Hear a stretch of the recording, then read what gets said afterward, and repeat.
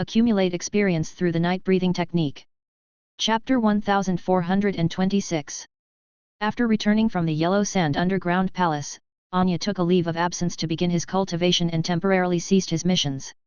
He was no longer concerned about exchanging tasks for contribution points. He locked himself at home, checked the array, then introspected within his mind.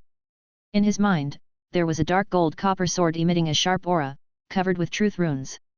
It was an unknown truth oddity, and most likely a rare sky level. That day, after Anya touched the copper sword, something seemed to be drawn to him and entered his mind. Only then did he realize it was a truth oddity. Who could have imagined, hidden within the copper sword was a profound secret? So many geniuses and fifth circle wizards, even sixth level wizards from the organization had gone there, yet none had acquired a truth oddity like he did. Anya's emotions surged. Could it be that I am also a wizard favored by luck? No, it must be due to my special talent. The oddity he obtained was from the metal faction, and so was his special talent, bronze blood. This unknown oddity might autonomously choose its master. He did not believe it was purely luck. In this world, some people might have good luck and come across oddities now and then, but definitely not him. After 60 years of trials in the ancient tower, Anya's spiritual force had already reached the perfection level of fourth circle. He did not cap his spiritual force limit. The reason he had not yet advanced to fifth circle was to research his original sixth talent. As the son of Triss, he also had his pride. Even if he couldn't achieve 9 talents in the future, he would settle for 8. Therefore, the 3 talents of the fourth circle must be perfected. Let's begin refining it, hopefully, it can be of some help to me. He did not hold much expectation, oddities do not necessarily grant innate spells. Outside the witch's family residence. In a tavern in Deep Blue City. The sea aristocrat sat alone drinking, his gaze fixed in the direction of the witch's family, murmuring to himself. This kid, ever since he emerged from that Yellow Sand Underground Palace, he started his seclusion. He must have found something extraordinary in that rare treasure, but what is it? His heart felt as if it were being scratched by a cat. He investigated a bit. This person named Anya had decent talent, considered a genius. However, compared to him and the son of Hurricane, top-tier geniuses, he was somewhat lacking. At a similar age, he had been at the fifth circle for several decades, while Anya was still at the perfection level of the fourth circle. In Meng Gong's view, there was nothing special about Anya, except for his mother. Triss, one of the 13 primordial souls of the witch's family, should be over 800 years old. 300 years ago, she was a primordial soul wizard, and with her talent and resources, by now she must have at least 6th ring senior cultivation. Due to her rare pharmacist talent, she is also one of the few vice presidents of the Endless Sea Alchemist Association and the only one who is not of 7 circle cultivation level. And Triss has only one son, Anya.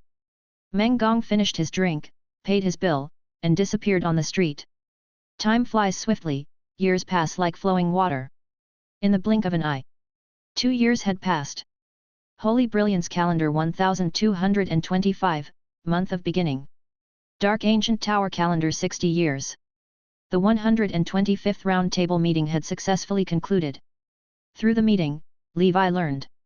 According to the Eye of Sauron observations, there was no sign that the Dark Ancient Tower would close any time soon. According to past data, each opening of the Dark Ancient Tower typically lasts about 60 years, usually with some fluctuation. Congress analyzed and pointed out. This time, the duration of the ancient tower might last a bit longer than 60 years, but not by much. If extended, it might stretch to 10 years, or at least 3 to 5 years at the shortest. Overall, the tower was nearing its end, and everyone should be ready to leave at any moment.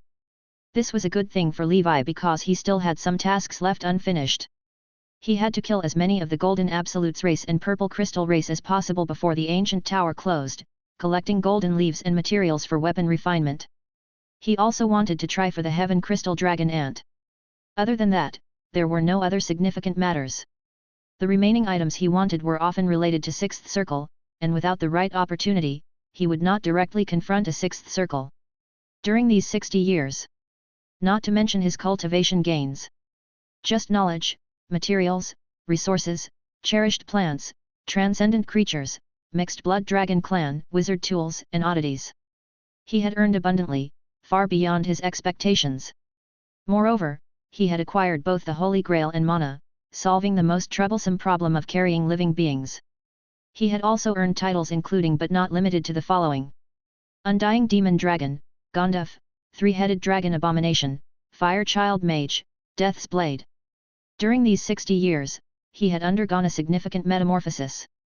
Now he just needed to wait for the ancient tower to close, then triumphantly return.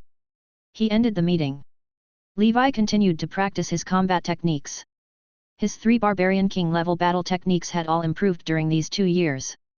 The power of Thunder Half Moon had begun to manifest, only lacking actual combat testing.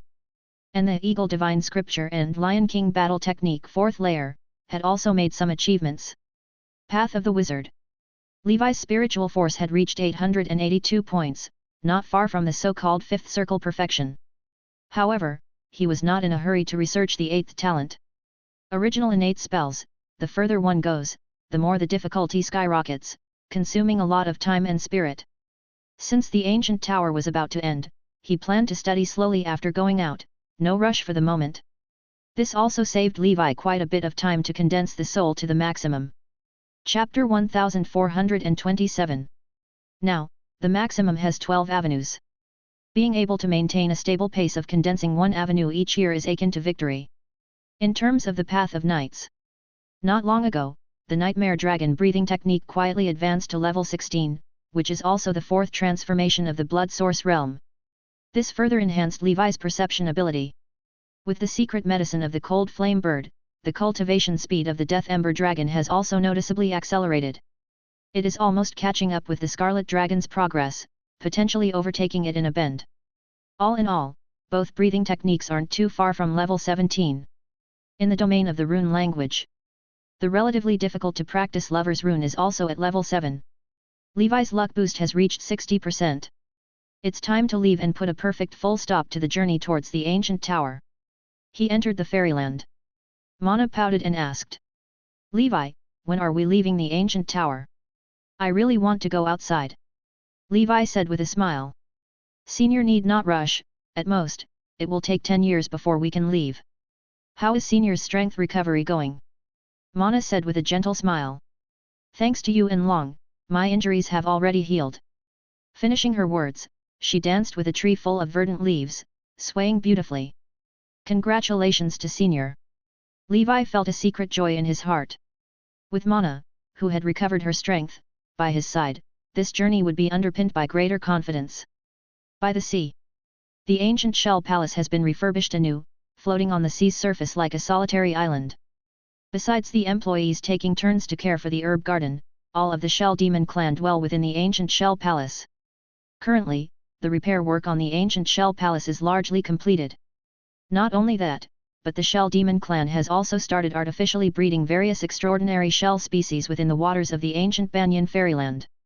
Once they are fully grown, future parts for the ancient shell palace can be sourced directly from the fairyland. One could say Levi's philosophy of sustainable development was being thoroughly applied. Seeing the orderly and thriving ancient Banyan fairyland, Levi waved his sleeves, leaving fairyland, and he let out a long roar towards the heavens. I am back again. This journey requires caution, especially for the Thunderbolt Supreme Mage. As far as he knows, the Thunderbolt Supreme Mage is serious this time and has put in a lot of effort searching for the Demon Dragon and Lord Victor. Alas, although I've been in seclusion for many years, my legend still persists in the martial world. This generation of youngsters, they just don't measure up. The West Coast Deep Blue Organization. Before his journey, Levi changed his appearance and came here to visit an old friend, Anya. He found a contact. The contact said that Anya, over the past 2 years, has never carried out missions and has been in secluded meditation at home. It seems that Anya is also looking to advance to 5th circle, which is a delightful matter. For Levi, the 5th circle was a matter of over 30 years ago. The contact also told Levi that in 7 days, it would be the annual Deep Blue trade meeting. Many independent practitioners would gather here to barter goods, which was worth a visit. Levi thus decided to stay temporarily. 7 days later. Deep Blue trade meeting. Hundreds of 4th circle and 5th circle wizards gathered here. Levi participated with the identity of an anonymous 5-ring independent practitioner. He tried to purchase the golden leaf, and surprisingly, he actually found some. Spending about 1 million ether stones, he collected 3 golden leaves, which could be considered a pleasant surprise. He promptly gave them to Senior Mana to absorb the divine tree power within. Of course, because of this action, he was targeted by another 5th circle wizard with ulterior motives. In the end, he had to play a trick, forcefully defending himself, and coincidentally seizing some spoils of war. On this day, as Levi was about to leave, the contact said that Anya had come out of seclusion. "Forget it, let's sneak a peek at the lad. The witch's family." Anya at the moment appeared invigorated, with brilliance flickering in his eyes. His aura had vastly improved from before. He had become a 5th circle wizard half a year ago, but he was consolidating his realm. The unknown oddity, once refined, improved his spiritual force upper limit by 20 points, and his spiritual force by 18 points. Most importantly, this oddity completed his 6th talent spell, which Anya named Golden Copper King's Holy Sword. After 60 years of hardening in the ancient tower and a journey fraught with difficulty, he finally saw the sweet fruits of his labor. Feeling elated, he left his residence to share the good news with Sierra. But he found out that Sierra had left on a mission. "I wonder if Sir Levi has reached 5th circle by now. It's been 60 years since we last met, and I miss him dearly." Anya immediately took up a not too difficult mission to test his current strength. He left Deep Blue City filled with a sense of triumph. Not long afterward, a robust figure quietly followed the direction in which Anya had departed. In the wilderness. Before reaching the intended location for the mission, Anya encountered an uninvited guest. See aristocrat Meng Gong. Meng Gong stood arrogantly with his arms crossed in the void, chuckling with a disdainful air. "Anya, is it?" Anya replied calmly. "What do you want?" Meng Gong applauded and said. "Congratulations on your advancement to 5th circle." Anya furrowed his brow and asked. "Surely you did not track me just to offer congratulations?" Meng Gong responded. "You're a smart man, which makes things easier. Your advancement to 5th circle must be related to that copper sword, right? Tell me the secret of the copper sword, and I'll leave immediately."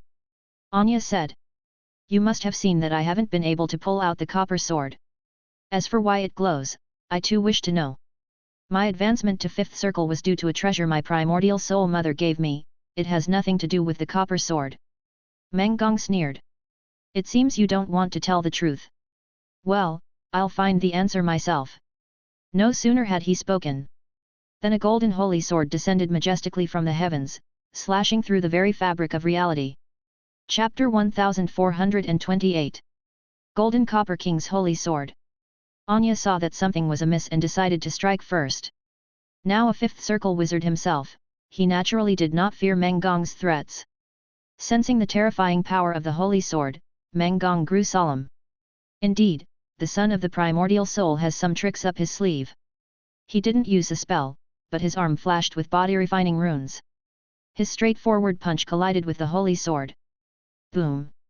The sound of metal clashing. The holy sword was knocked away, and the shockwave swept across the area. Meng Gong's fist, too, was repelled, blood flowing freely. Anya's eyes narrowed slightly. This man is too terrifying to physically withstand my strongest 6th talent. Without hesitation, he threw out a hairpin, which grew longer as it caught the wind. Meng Gong swung his fists, but they were trapped by the hairpin emitting a woman's fragrance, rendering him immobile.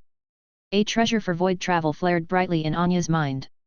With ripple patterns flowing, he stepped into the void and vanished from sight. As the son of the primordial soul, he had no shortage of treasures on hand. Meng Gong used all 8 arms to shatter the hairpin. Looking into the distance, he said with confidence, "You won't get away." He had already arranged for his men to lay in wait on the way back to the Deep Blue organization. This time, he didn't even bother to disguise himself.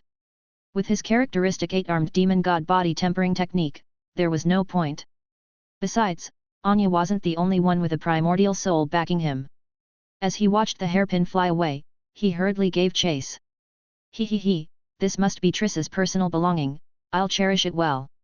I've heard that this old lady still has charm to entice countless primordial soul wizards. The next moment, sparks flew in the void. The hairpin, attracted by a pulling force, vanished without a trace. "Who's there?" Meng Gong's expression changed drastically. Even as a wizard of the 5th circle realm, he hadn't sensed anyone nearby. To be this close without being detected, even if at fifth circle perfection, was impossible. Furthermore, considering that ability to open doors in the void, this person was quite likely a primordial soul powerhouse. At this thought, body-refining runes on his body flashed crazily as the image of the eight-armed demon god appeared, his nervous gaze sweeping around as he called out loudly, "Which predecessor is teasing me? If this is about Anya just now, it was all a misunderstanding. I only wanted to spar with Anya from an excited heart." As soon as he finished speaking, a spatial rift emerged and devoured him. Ancient Banyan Fairyland. 8 Heavenly Dragon Prison. Meng Gong found himself here, his expression full of confusion. Where is this? A figure fell from the sky, clad in black armor, holding a long sword, even more imposing than Meng Gong. He threw down a few dead fifth circle wizards onto the ground and said indifferently, "This is hell." Ever since the ancient Banyan Fairyland existed, Levi always chose to fight in the Fairyland when facing sure-win adversaries. This way, he wouldn't need to worry about being broadcast live. When he was tracking Anya, he noticed that Meng Gong and 2 fifth circle wizards were also following. He had been tailing them all along and incidentally took care of those 2 fifth circle wizards. To temper Anya, Levi chose not to intervene immediately but to observe in secret instead. As expected, with Anya's methods and trump cards, after becoming a fifth circle wizard, he could hold his own against top talents, which was reassuring to Levi. It was this kid, though, who kept losing his mother's hairpin. Levi stroked Triss's hairpin and temporarily put it away. Seeing the black-armored swordsman effortlessly take down his men, Meng Gong was filled with a sense of dire urgency and shouted, "Who are you? Let me leave this damned place, or once the ancient tower broadcasts this to the outside world, there will be no place for you in the wizard world. You've surely heard of the great name of the Ocean Abyss Alliance, right?" Levi, with a calm expression, gave a grin and said, "Meng Gong, right? It seems you're still not clear about the situation. We're no longer in the ancient tower. You can scream all you want, but no one will come to save you. If you die here, nobody will know." He he he. Meng Gong, hearing these words, his complexion changed dramatically. "To death with you." The image of the 8-armed demon god emerged as a barrage of fists came flying through the air. Sky Dragon Sword Scripture, a golden dragon radiant sky. Levi swung his long sword, deflecting all the punch shadows. Not only that, some of the fist winds were even rebounded back, forcing Meng Gong to continuously dodge in distress. Within Meng Gong, his blood began to boil. All around his body, 108,000 black body refining runes took on a blood color. Devouring Demon God. A bloody cloud enveloped the sky, exuding a terrifying aura. From within it emerged an abyssal mouth as vast as that of a 7-gilled eel, clamping down on Levi. Levi, without any panic, snapped his fingers. Next, an even more shocking scene unfolded for Meng Gong. A colossal black-scale dragon man shadow with 3 heads and 6 arms stood towering on the earth. Upon seeing this, Meng Gong instantly lost his will to fight, and with a shivering voice, he asked, "You? Who are you? You're not the 3-headed dragon abomination.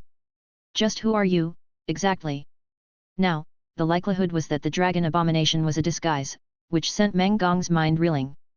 The robust 6 arms of the 3-headed dragon god rose to the sky, holding back the abyssal mouth manifested by the blood cloud. Roar! An immense force spread like ripples into the 6 arms.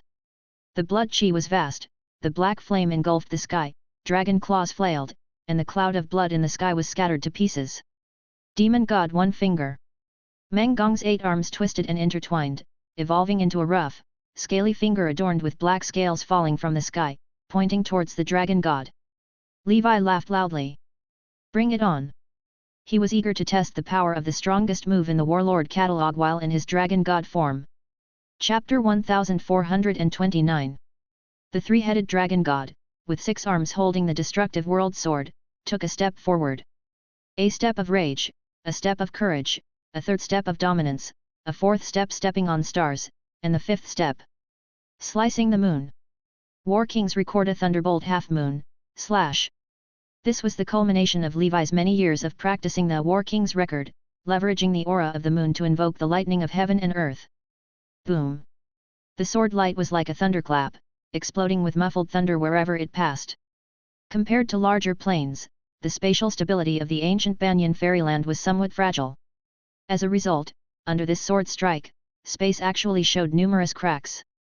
Although space did not shatter, could there be any more terrifying reflection of the power of this strike? Boom! The thunder half-moon slash annihilated the demon god's finger, and its residual power sent Meng Gong flying.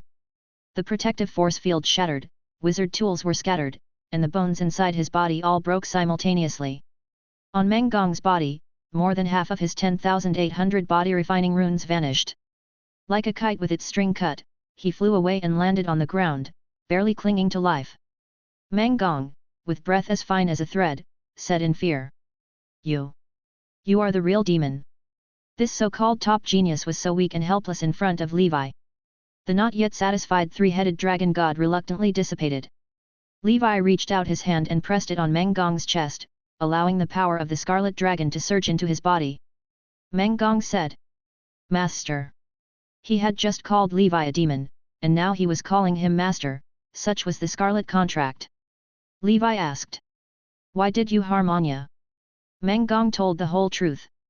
After listening, Levi mused. Yellow Sand Underground Palace, Stone Sword. Magic forbidden? Interesting, there still exist such relics. He gave Meng Gong some healing medicine and then said, "Take me to see the relic." Meng Gong still had some use to Levi, so he didn't plan on killing him yet.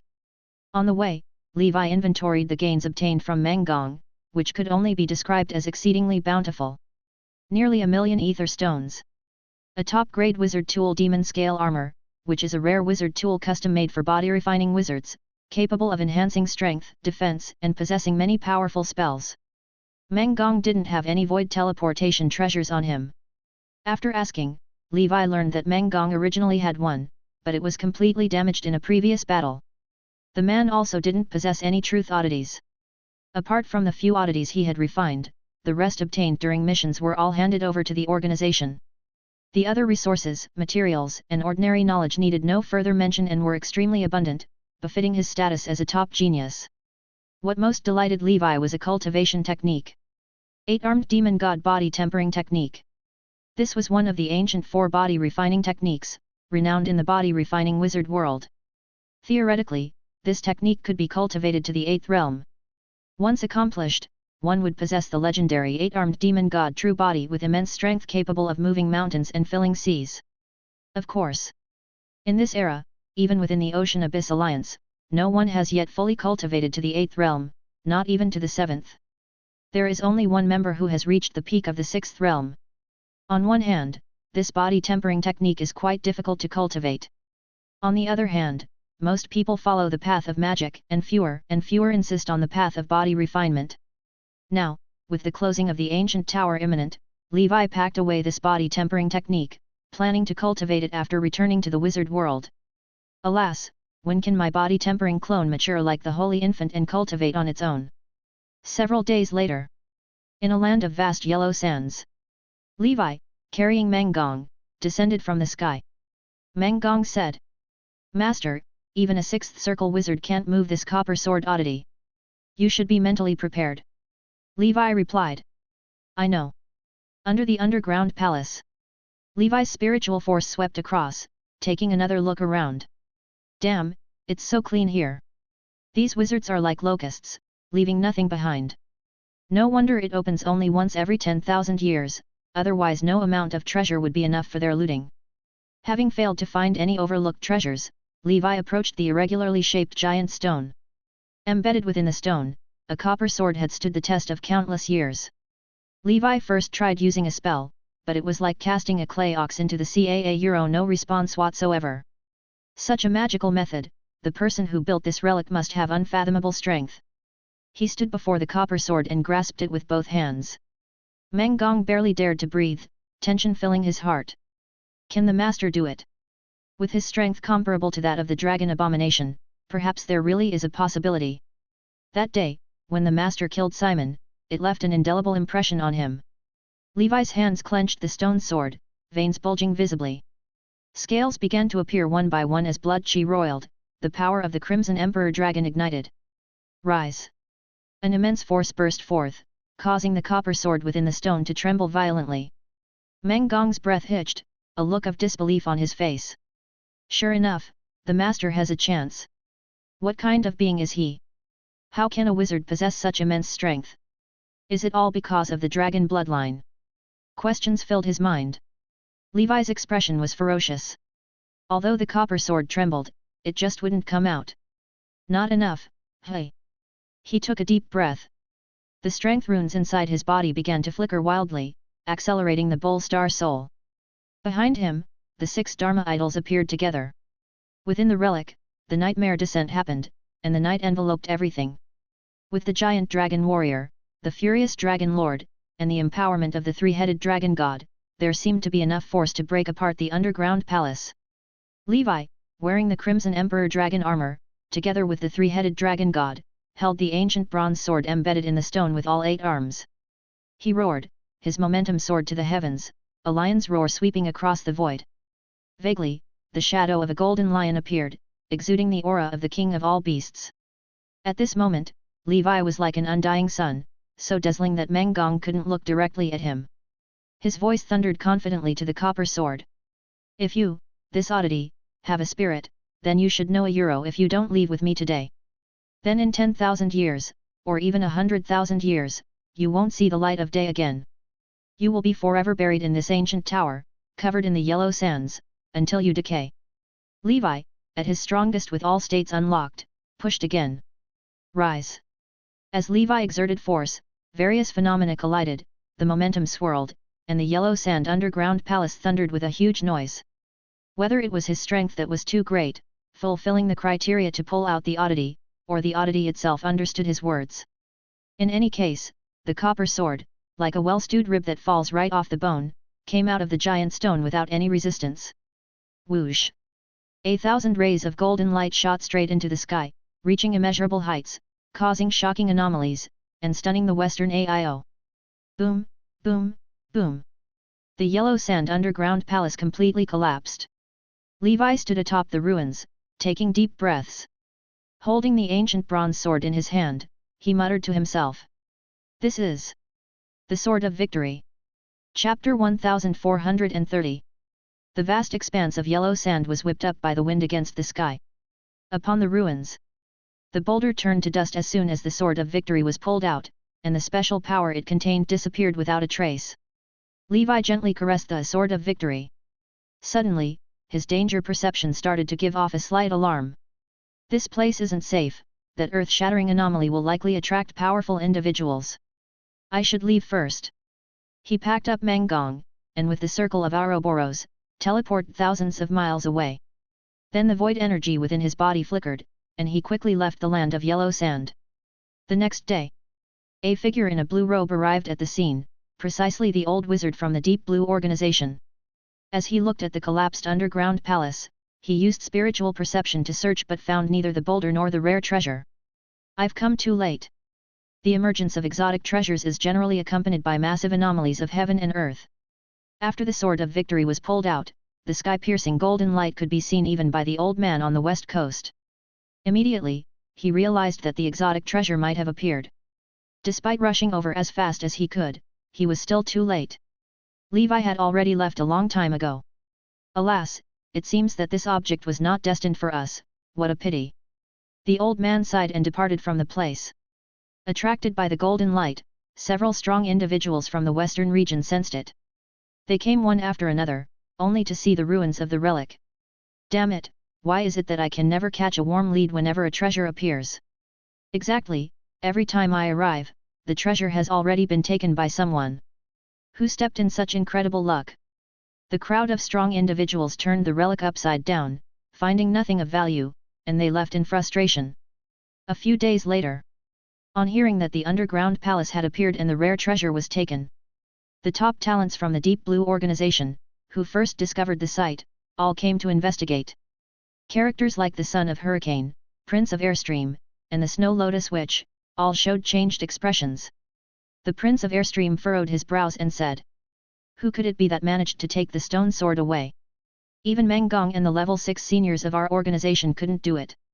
The Son of Hurricane's eyes flickered as he suddenly remembered the fleeting golden light from that day, pondering in his heart. Could it be him? That Anya? No way. He didn't manage to pull out the copper sword that day. Wait. What if it was all an act for our benefit? In fact, he had the strength to do it but didn't want to share with us, so he chose to secretly keep it all to himself after everyone else had left. The more the son of Hurricane thought about it, the more likely it seemed. Damn it, I've been careless and underestimated him. No wonder he's been in seclusion ever since leaving the underground Palacia Euro. Surely, he must have acquired some treasure. I heard he just reached Fifth Circle not long ago, and a few days later, the copper sword was taken. In this world, there are no such coincidences. It has to be him. His expression darkened, he shook his wizard robe and left swiftly. The Snow Lotus Witch's brow was deeply furrowed. Was it Anya? Actually, 2 years ago, many wizards saw Anya touch the copper sword and trigger the golden light. After returning, many suspected that Anya obtained a treasure and wanted to search him. Some of the more excessive ones even wanted Anya to open his spiritual sea for them to inspect. This was an absolute taboo for any wizard. However, this farce was eventually stopped by a 6th-level wizard. The instigators were also punished. Afterward, Anya began his seclusion, and the matter fizzled out. The copper sword had remained here for a full 2 years until it was taken away a few days ago. And it was indeed in this time frame that Anya emerged from his seclusion. It's not hard to draw connections. Deep Blue Organization. At the premises of the witch's family. Anya's residence. Sierra hurried over with a grave expression. Anya, the word outside is that you are the one who took the copper sword. Anya replied with a helpless smile. I've explained many times to them that I haven't, and I've even sworn in front of the 6th-level leaders. Why won't these people believe me? Sierra sighed. The words of people are to be feared, these people just can't stand to see others do well. Seeing that the exotic treasure that no one had taken for so long has been taken, they start to feel unbalanced. Anya didn't want to explain further, and asked. Do you believe me? Sierra nodded her head. I believe you. Anya, grateful, said. Thanks. They walked out of the wizard tower to the deep blue meeting site. When the son of Hurricane saw Anya, his expression turned cold, and he couldn't help but interrogate. Anya, you should know, according to the cooperation agreement among all our top organizations, during joint actions, if an exotic treasure is discovered, it must be auctioned and the benefits shared, not monopolized. I suggest you come clean, don't break our rules. After all, the ancient tower and our cooperation agreement still have some time before they expire. After he finished speaking, a series of fifth circle gazes turned towards Anya. Anya looked towards the blue-robed old wizard and said, I have already taken an oath, I truly haven't taken the copper sword. Could it be that I would go against an oath before my primordial soul? The blue-robed old wizard said. I've personally inspected the scene, although it has been disturbed, from the traces left behind, it shouldn't be Anya. There's no need to bring this up again. The Snow Lotus Witch continuously nodded and stated earnestly. Hades, you have no evidence, don't slander someone. Anya is the son of the Medicine Witch, if you insult the integrity of a primordial soul's descendant for no reason, and the Medicine Witch knows, you will pay the consequences. Sierra also spoke coldly. Exactly, I think it might be Mengong who took it.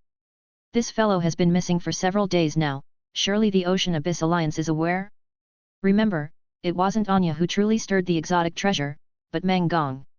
Perhaps he has made some progress in body refinement, secretly took the treasure, cut off contact, and hid. Chapter 1431. She shifted the blame toward Mengong in just a few words. With such analysis, everyone actually found it very convincing. The faces of the people from the Ocean Abyss Alliance turned grim. At the meeting, because of a missing rare treasure, all the top organizations were on edge. The blue-robed old wizard's face turned dark as he angrily rebuked. Enough, stop arguing. Let's put this matter to rest. It's just a rare treasure. We are all from top wizard organizations, no need to go to war over this. If Mengong returns, let him come to me. Meeting adjourned. The meeting ended. They returned to the witch's family's headquarters. Anya looked at the Snow Lotus Witch and thanked her. Thank you. The Snow Lotus Witch replied. You're welcome. Several days later, Mengong returned. The organization was shaken. Apart from Anya, the most likely suspect was him. The blue-robed old wizard asked. Mengong, did you obtain the rare treasure?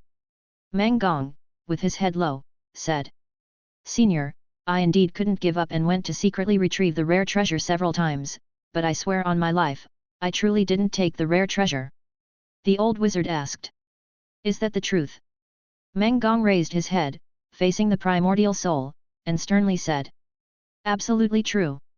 I swear." The old wizard took out a contract slate and had Meng Gong swear. Meng Gong did as instructed. Seeing this, and seemingly convinced of his sincerity, he casually said, "You may go." To him, even if it truly was Meng Gong who had acquired it, it didn't matter. After all, he was one of their own from the ocean school of thought. After Meng Gong left, he went straight to the witch's family's headquarters. He apologized deeply to Anya, bowing profoundly and said, "Anya, about that matter, I'm sorry. I was foolish." Both Anya and Sierra were incredulous. The proud Meng Gong, apologizing on his initiative?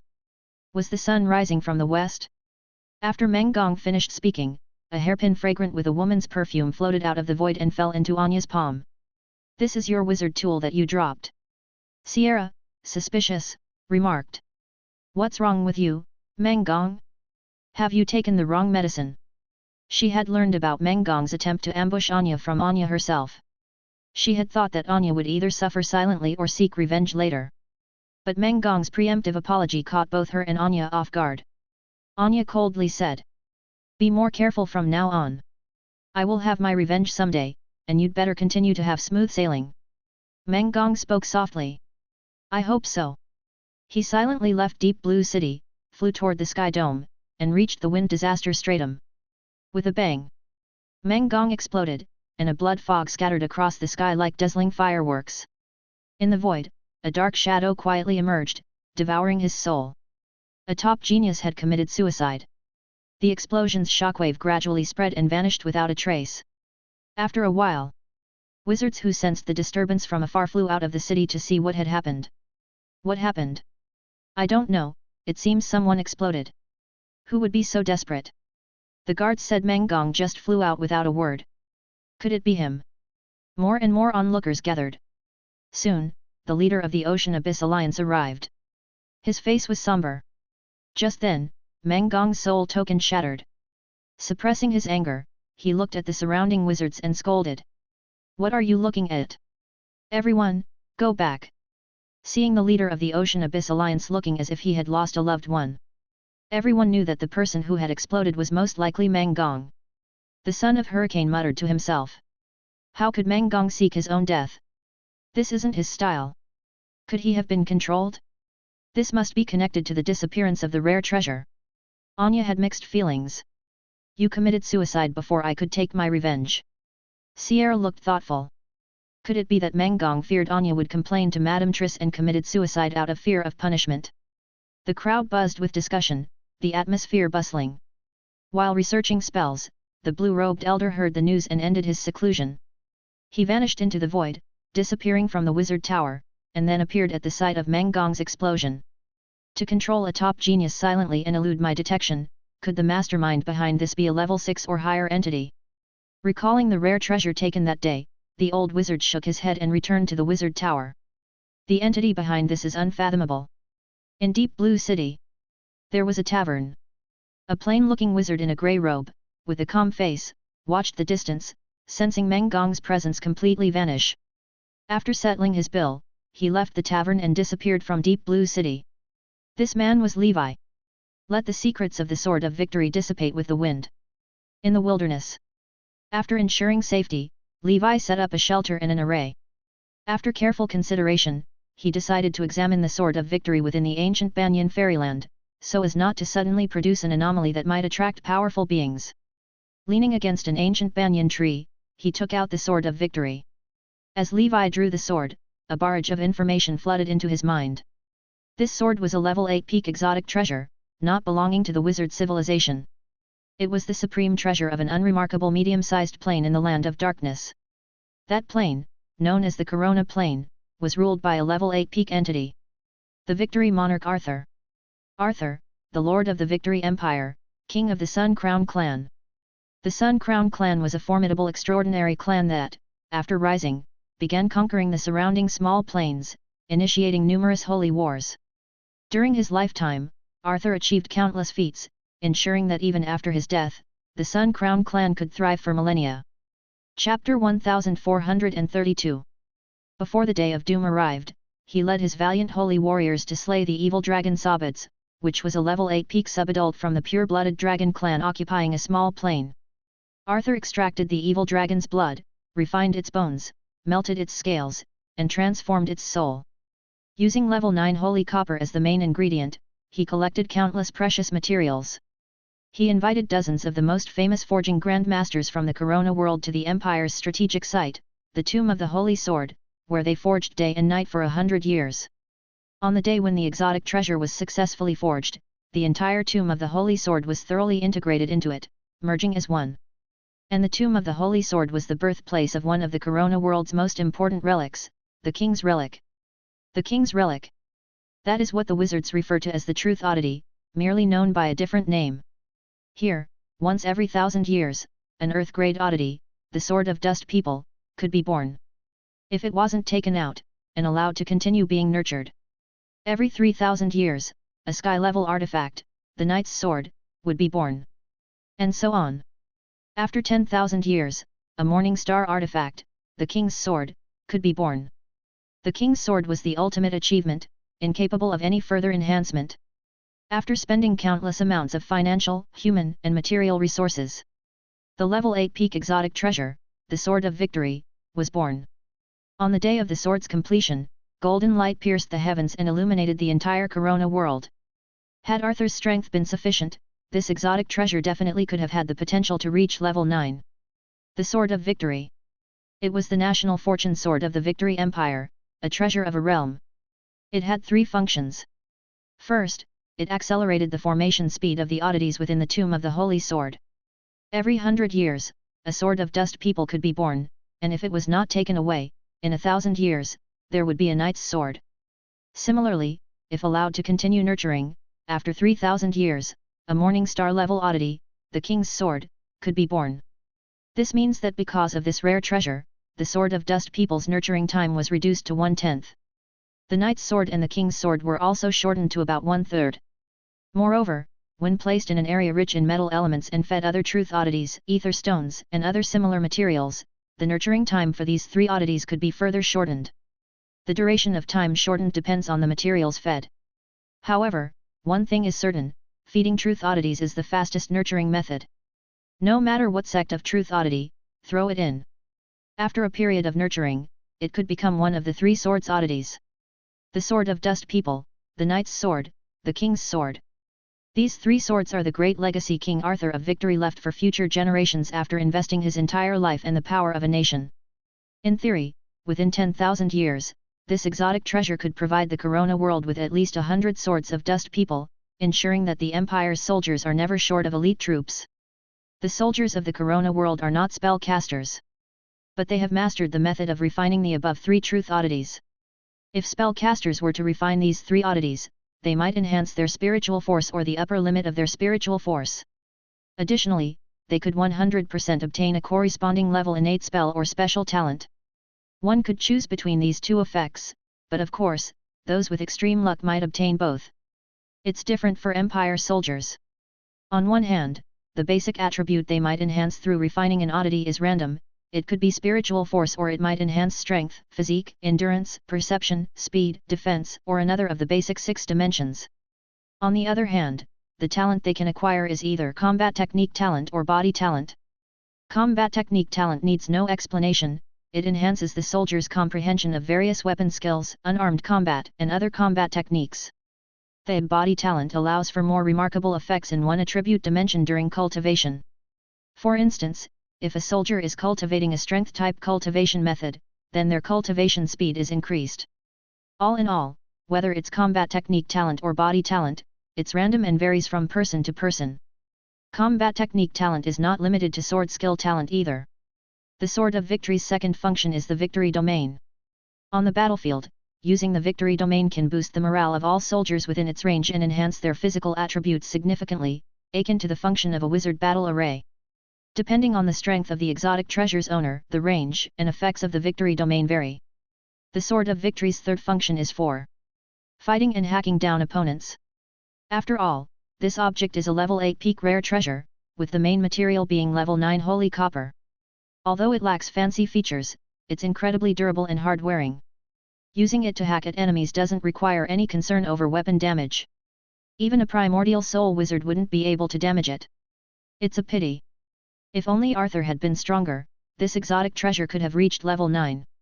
To incorporate a relic birthplace directly into it, that's ruthless. Levi couldn't help but feel emotional.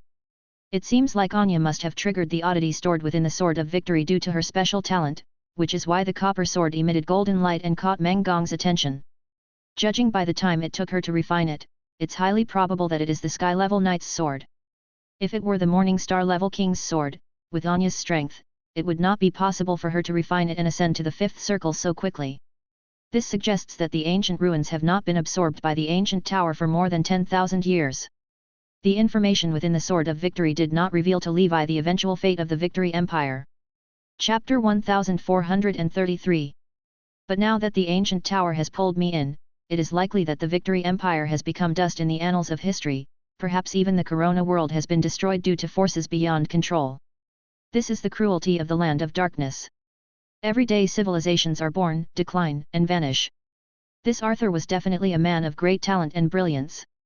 Born in a mid-sized plane, he reached the peak of level 8 and became the plane sovereign. For the sake of his country and civilization, he gave his all until his death. Even in death, he thought of blessing future generations, creating such a valuable treasure. Levi sighed. It's just a pity that man's plans can't match heaven's, all is past. Now this treasure benefits me, the lucky one. Lover's rune, you really did it. Arthur reminded Levi of Sauron. Was this great predecessor not the same? Forging an even more incredible dark ancient tower, destined to become one of the top 10 wonders of the land of darkness. Relying on the dark ancient tower to collect resources and inheritances from the land of darkness and the multidimensional plane, leaving it to wizards as a trial ground. To prevent wizards from obtaining treasures too easily, he chose some alien race civilizations that were not too strong but also not too weak to join in the struggle, ensuring that the wizard civilization always maintained a humble and vigilant heart. Besides, using the ancient Saint Plane as a testing ground, he searched for other paths for humans, crafting the Tea Time Round Table, Excalibur, Holy Grail of Immortality, Truth Magic Mirror, and other treasures to be left for the destined people of future generations. Whether it's Arthur or Sauron, they were both men of grand vision. Unlike me, I am just a selfish commoner who fears death and clings to life. Levi mocked himself, yet he had no intention of changing his ways. If he had the power and vision like Sauron, perhaps he could do the same and bring everlasting peace to all generations. To reach out to help the world when successful, to focus on improving oneself when struggling. Levi's current strength, in the grand scheme of the land of darkness, was as insignificant as dust, barely able to protect himself. The great ship of the wizard civilization has already set sail, it doesn't need my concern. I just need to help the knight civilization's small boat thrive within my capabilities. The moment Levi pulled out the Sword of Victory, he became its master. Arthur in his lifetime did not expect that the ancient ruins in the Corona world, along with the remnants of the entire world, would be sucked into the ancient tower. Naturally, he did not consider setting up any anti-counterfeit marks. He merely roughly set up a program that whoever pulls out the sword becomes the sword master. With a thought from Levi, the Sword of Victory entered the Divine Ring Tower. Including the ancient Shell Palace, I've inadvertently gathered 7 rare treasures. Apart from the Flame Gathering Pot, the other 6 can be called civilization treasures. Their functions are not limited to individuals, but are meant for a group. Whether in terms of functionality, preciousness, or crafting difficulty, they far surpass the individual treasures. Levi's consciousness entered the Sword of Victory. Countless energies of the gold element simmered and boiled within. In a faint sense, he seemed to enter a magical world. To be exact, this was an immensely huge graveyard. However, this graveyard did not bury people, but all kinds of divine weapons. Holy Sword Tomb, this place was built as a wonder by the founding monarch of the Corona world. There is a tradition in the Corona world that when a soldier dies or their weapons are damaged, the weapons are sent to the Holy Sword Tomb. Over time, this place surprisingly became a birthplace for truth oddities. At the very center of the Holy Sword Tomb stood a massive sword sheath. It was empty at the moment, because the oddity had already been taken away by Anya by chance. Levi tried investing 100,000 ether stones, which transformed into a rich power of metal element. The countless weapons within the sword tomb emitted a resonating buzz. In a vague sense, a very illusory shadow of a sword seemed to emerge in the sheath, presumably a new sword of dust people beginning to form. But it seemed a long way from being fully formed. "This is too costly, my apologies," he interrupted. According to this rate of consumption, Levi estimated that even if he invested all 30 million of his ether stones, he might not be able to produce a sky-level oddity, which would be an utter loss.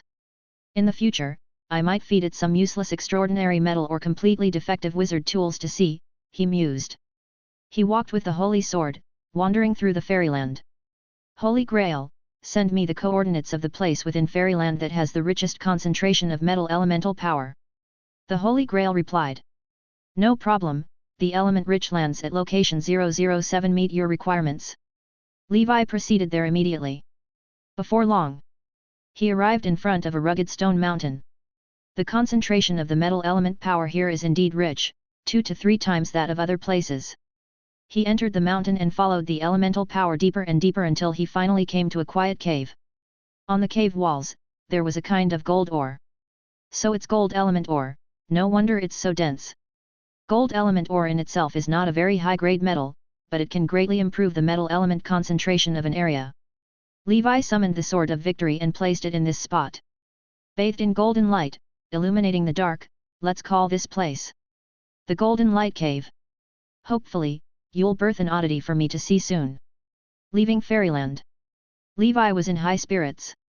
If in the future there is a surplus of swords of dust people, I could let the 18 Twilight Cavalry try to refine oddities following the method of the Corona world. If it is possible, then the power of the Twilight Knights could reach new heights.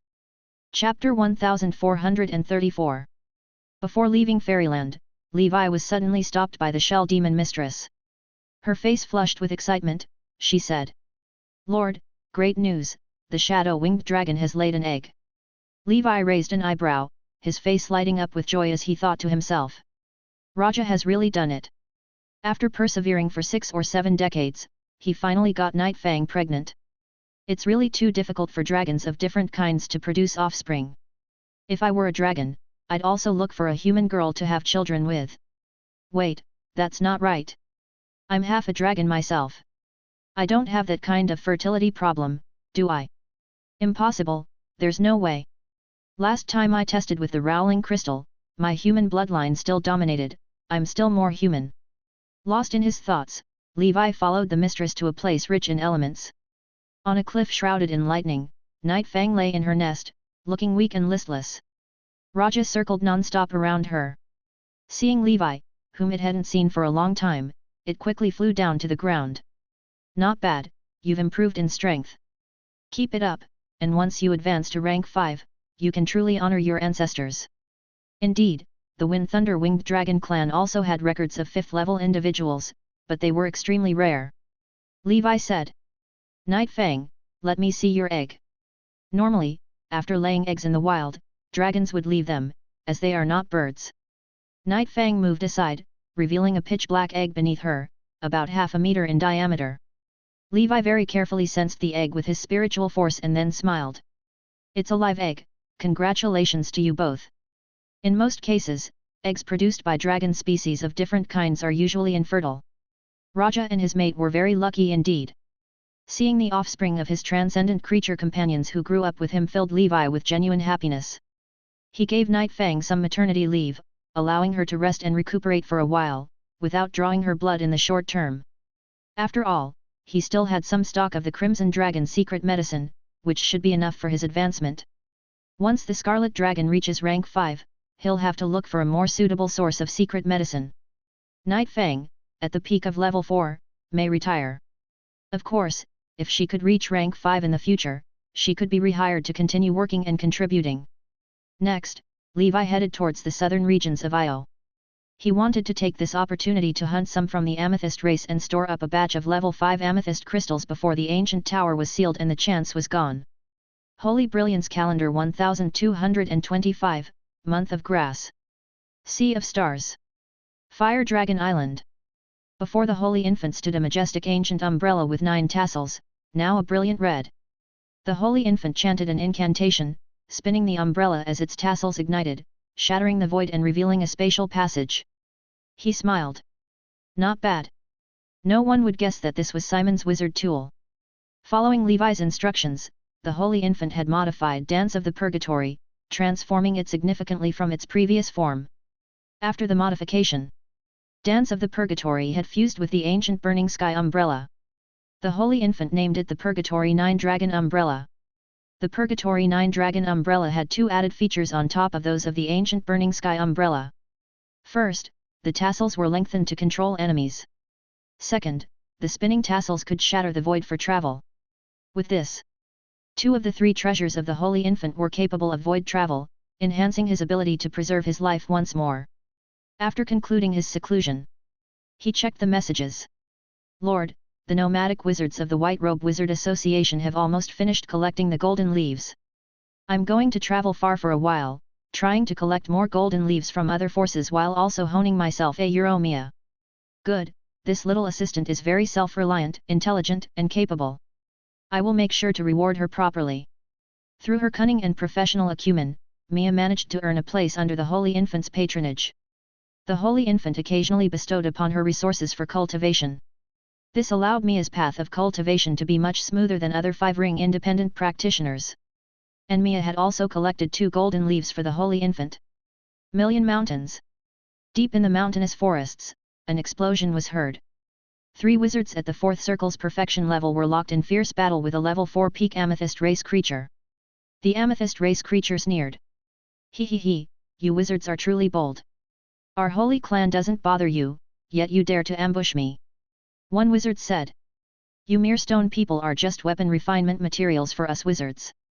If it weren't for the amethyst saint, your race would have long been enslaved by us. Today, you will witness the might of our array. Exactly. Once our wizard civilization produces another great being like Sauron, we will simply capture your amethyst saints and refine them into supreme treasures. Wouldn't that be splendid? Ha ha ha ha. The humiliated amethyst race creature was boiling with uncontainable fury. How dare you insult the saint, you will not die well. The amethyst saint is their god. What's a saint worth? We fear no heavenly father. For a moment, the array glowed brightly, trapping the amethyst race creature within. Despite its strength, the amethyst race creature was no match for the 3 prepared wizards and quickly fell into a disadvantageous position. In its moment of despair, a long howl came from the distant sky. A streak of amethyst light broke the sky's dome, followed by a sinister laugh, crashing down heavily. The forest trembled and dust billowed. A towering figure of a level 5 amethyst race, standing as tall as a 3-story building, descended mightily from the sky. He sneered. It seems our holy clan has been secluded in the Million Mountains for too long. You wizards have forgotten the fear of being ruled by us. Chapter 1435. The expressions of the 3 wizards dramatically changed. Level 5 Amethyst Race. Even the most ordinary Level 5 Amethyst Race member had at least the strength of a 5th Circle senior wizard. The Level 5 Amethyst Race member said. Speak up, which wizard power are you from? Our holy clan is about to emerge from the mountains, and we will start by flattening your base. The 3 wizards did not hesitate as they responded. We are from the 9 Cities Alliance, go ahead. In fact, they were all nomadic wizards from the White Robe Wizard Association. They just framed the 9 Cities Alliance out of revenge for past grievances. The Level 5 Amethyst Race member sneered. Do you take me for a fool? Since that's the case, die. He stood still and casually delivered a hand chop. Holy skill avoid slash. A streak of purple light descended from the sky, destroying the array binding the amethyst race in an instant.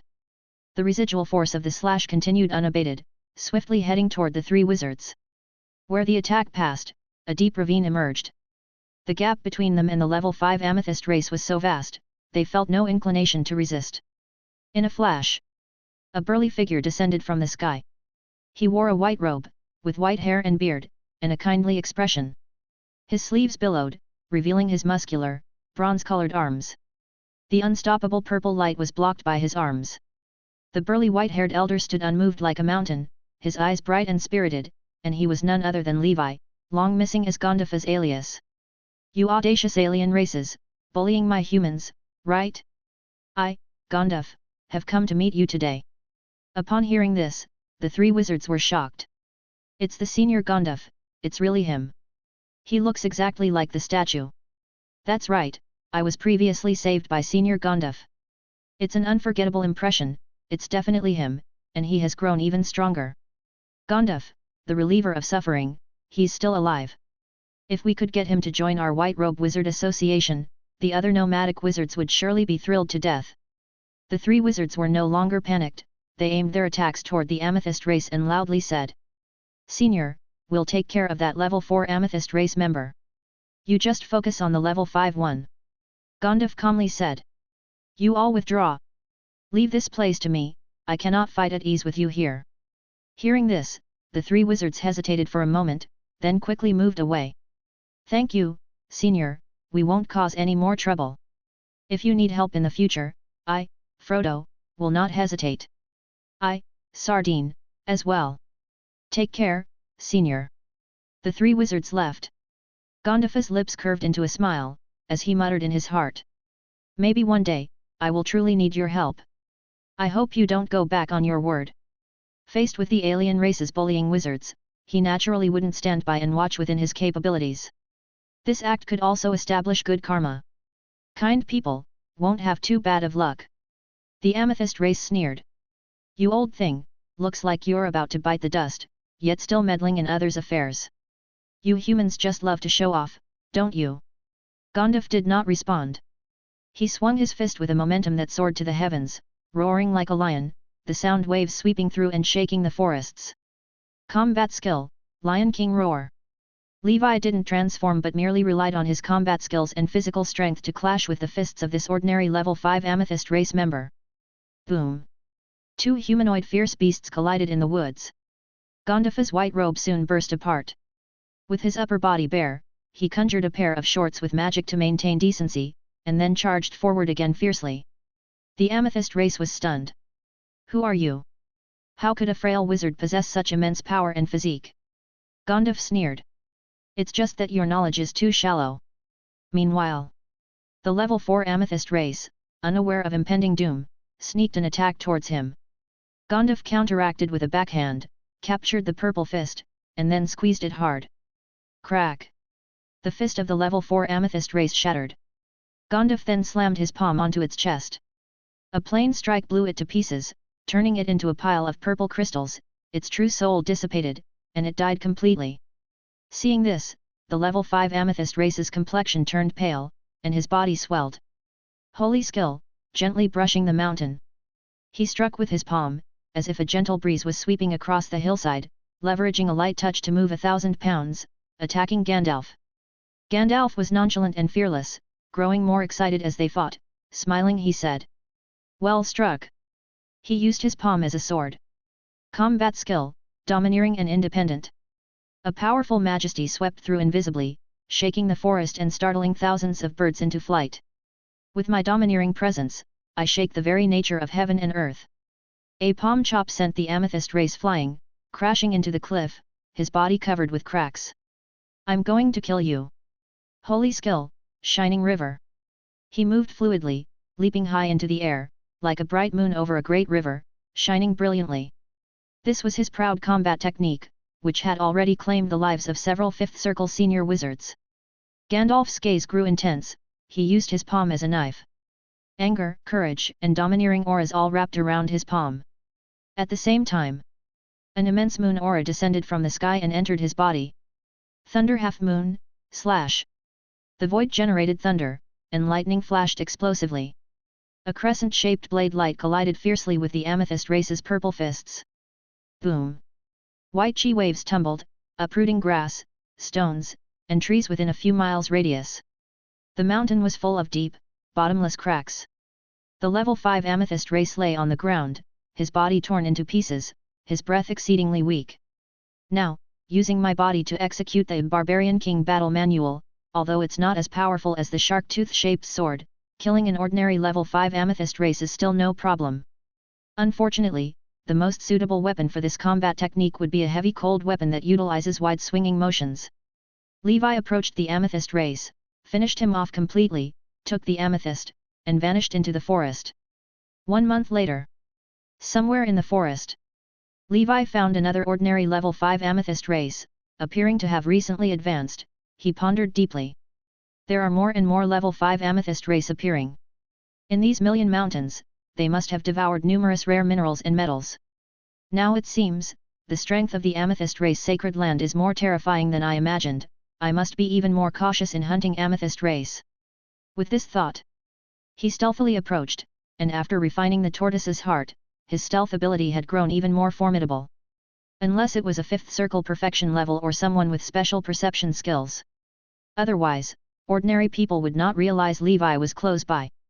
The level 5 amethyst race, unaware of the impending doom, was still crazily feeding in a mine, like a pig. Ah, truly a waste of resources. Seeing this, Levi inwardly lamented. The next moment, a spatial rift appeared, sucking in the amethyst race not far ahead. Ancient Banyan Fairyland. 8 Heavenly Dragon Prison. The amethyst race appeared abruptly, looking bewildered. Just a moment ago it was feasting unto oblivion. How had it suddenly arrived in this strange place? On the ground, a giant beast resembling a mountain, black scale, emerged, its massive claw striking down. The level 5 amethyst race reacted incredibly fast, bursting forth with a great aura, throwing a punch. Holy skill, mountain shattering. Bang! An earth-shattering explosion swept through. The amethyst race's surrounding purple glow was shattered by the claw. The Black Lotus beast gripped the amethyst race in one hand. It struggled fiercely, glowing intensely. Be quiet! The Black Lotus beast opened its huge mouth. Annihilation breath. Bang! Behind a pitch-black beam of light, the lower half of the amethyst race was nearly disintegrated. It was only because it was an amethyst race. Any other wizard of the same level would have been pulverized, leaving no trace behind. Levi descended leisurely, extending his right palm onto the body of the amethyst race, injecting the power of the scarlet dragon into it. He wanted to try if he could bind the amethyst race with the crimson contract. The red dragon mark flashed briefly. The amethyst race, dazed for a moment, returned to normal and said, Master. Chapter 1436. Holy Brilliance Calendar 1225, Month of Flowers. South of Io, Million Mountains. Inside Fairyland. That amethyst race bound by the Crimson Dragon contract was named Yi. Yi knelt before Levi, meticulously reciting the intelligence he possessed. After listening, Levi's expression grew solemn. According to the intel, the number of amethyst race members who remained on the 5th level only amounted to a little over 100 when totaled up over time. 60 years have passed, and excluding those killed by wizards and Empire's mages, there were fewer than 40 left. And among these 40 members of the amethyst race, hardly any were weak. Counting those who advanced within the ancient tower, in the amethyst race sacred land, there were 36 level 5 amethyst race members, who self-proclaimed as the 36 heavenly kings of the amethyst race. The one Levi killed was also one of them. The Million Mountains area surrounding the amethyst race sacred land had many mines stripped bare. Although they were mostly low-level ores, it was still a loss for the ancient tower. After all, the regeneration time for minerals is extremely long, unlike herbs that grow back with the blow of spring's breeze. Of course, if you think about it another way, this is also a good thing. Through these amethyst race members, all those low-level ores were consolidated and transformed into the highest quality of 5th level materials, the amethyst. Wizards only need to hunt down all these amethyst race members, and they would acquire rare materials that don't require smelting and purification, ready for weapon refinement.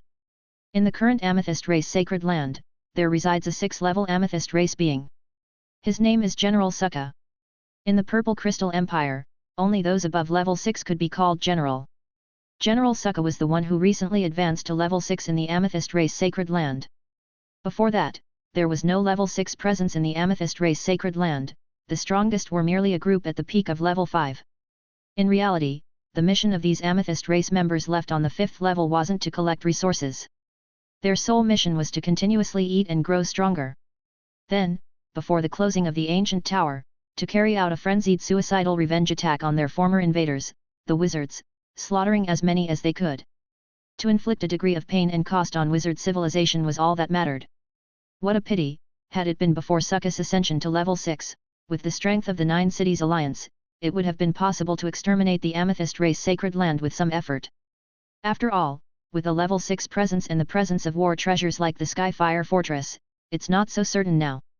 With Roman's strength, he might not even be a match for freshly advanced General Sukka. I have to be more cautious in my next action against the Amethyst race. The doors to Fairyland opened. Levi released Ye, gave him some precautions, and sent him back. He needed Ye to infiltrate the Amethyst race to gather intel to facilitate his own actions. As for the Amethyst race, I'll just play it by ear, hunting more when it's safe. But where have those from the Golden Absolutes race vanished to? Even the flying scythe beasts that roamed across Io had not found any traces of the Blackstone Palace. In the days that followed, Levi wandered through the Million Mountains, seeking resources while pushing the limits of the Scarlet Dragon breathing technique. He had a whole set of plans that required the advancement of the Scarlet Dragon to be implemented. Time flew by, and half a year passed in the blink of an eye. Holy Brilliance Calendar 1226, Month of Beginning. Dark Ancient Tower Calendar 61st Year. Levi was 236 years old. Inside Fairyland. Before Levi convened the 126th Round Table meeting, Mana floated down from the banyan tree and landed in front of Levi like a fairy alighting on earth. She smiled lightly and said, "These are the 3 incomplete truth oddities, and I have absorbed the divine tree power within them. Thank you for your kindness. I feel that the origin power of the divine tree within me seems to have increased, which bodes well for my growth." Levi chuckled and replied, "There's no need for such formality, Senior. We each have our needs, and you have helped me a lot as well. Besides, we are one family, hee.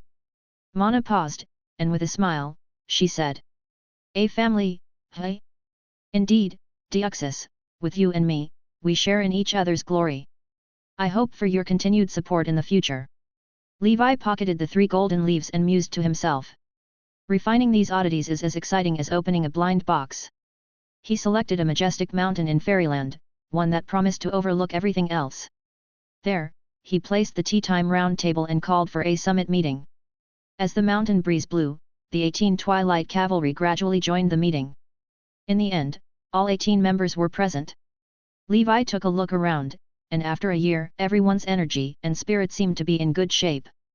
His gaze landed on Emperor Mu, and he couldn't help but clap and say, "Congratulations to the Saint Abe Knight for advancing to level 4. Emperor Mu bowed slightly, speaking with a touch of excitement. "I advanced half a year ago. This advancement was also thanks to the help of the Black Knight and the Ash Knight. We managed to obtain the bloodline essence of a level 4 violent golden ape. With the help of Giant Beast Paradise, the violent golden ape has been tamed and is now one of the guardians of our Midland squad." The Black Knight laughed heartily and said, "There's no need for thanks. Our Midland squad is unlike before. In the southern wilderness of the Midland continent, we are now a force that can influence the surroundings." Midland Squad. On the surface, it is an intermediate wizard organization focused on body refinement, with the Goddess Knight, a third circle wizard, as the Tower Master and several official wizards as members. In reality, however, it is a knight organization. Disguising as a wizard organization makes it easier to blend into the wizard world. Emperor Mu said, "My bloodline Dharma idol is called the Northern Giant Ape. After half a year of research and development, I've discovered 2 of its functions." Chapter 1437. Firstly, my Dharma Giant Ape is larger than the protective force fields of the Black Knights and others. Fully displayed, it is as tall as 10 floors. A single punch can tear apart the defensive fields of an ordinary 4th circle wizard. After deploying the Dharma idol, my body also enters a state of giant transformation, where my strength completely explodes. Secondly, after deploying my Dharma idol, it seems I can slightly interfere with the surrounding gravity, which I call the gravity domain. Currently, it only affects some low-level wizards and still needs further development. As for the basic defensive function of the Dharma idol, there's no need to elaborate. Upon hearing this, Levi mused. Influencing gravity. That's quite an impressive ability. If well developed, it could be very effective on the battlefield. Emperor Mu said. That's exactly what I think.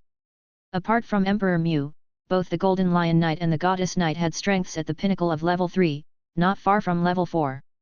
Due to their decent wizarding talents, both had never given up the path of dual cultivation. Unlike Emperor Mu, who cultivated as a wizard to the 2nd circle and then let nature take its course. According to him, after reaching Knight level 5, even without considering the primordial soul, he would still be a significant figure in the wizard world. At that time, by relying on level 5 strength to obtain medicines and resources, pushing his wizarding to the 3rd circle wouldn't be difficult. Of course, he is currently just starting level 4. After level 4, cultivation becomes even more challenging, and even if he were to solely focus on the Saint Abe breathing technique and combat techniques, reaching level 5 would still be far off. At the meeting, Levi also learned that the human realm was becoming increasingly unstable. As representatives of the Heavenly Father, the saints, relying on divine power, were almost all level 6. Unfortunately, even under the unprecedented convergence of the heavenly sphere, life was still tough for the saints beyond level 6. The god-forsaken continent's Black Dragon Mountain Empire had launched several wars against the 7 gods, and the church was weary from responding. Regarding this, the wizards in the subdimensional portal chose to watch and wait. To the Wizard Council, the Black Dragon Mountain Empire was merely a small annoyance. If they desired, they could simply send an 8th circle wizard to suppress them dimensionally.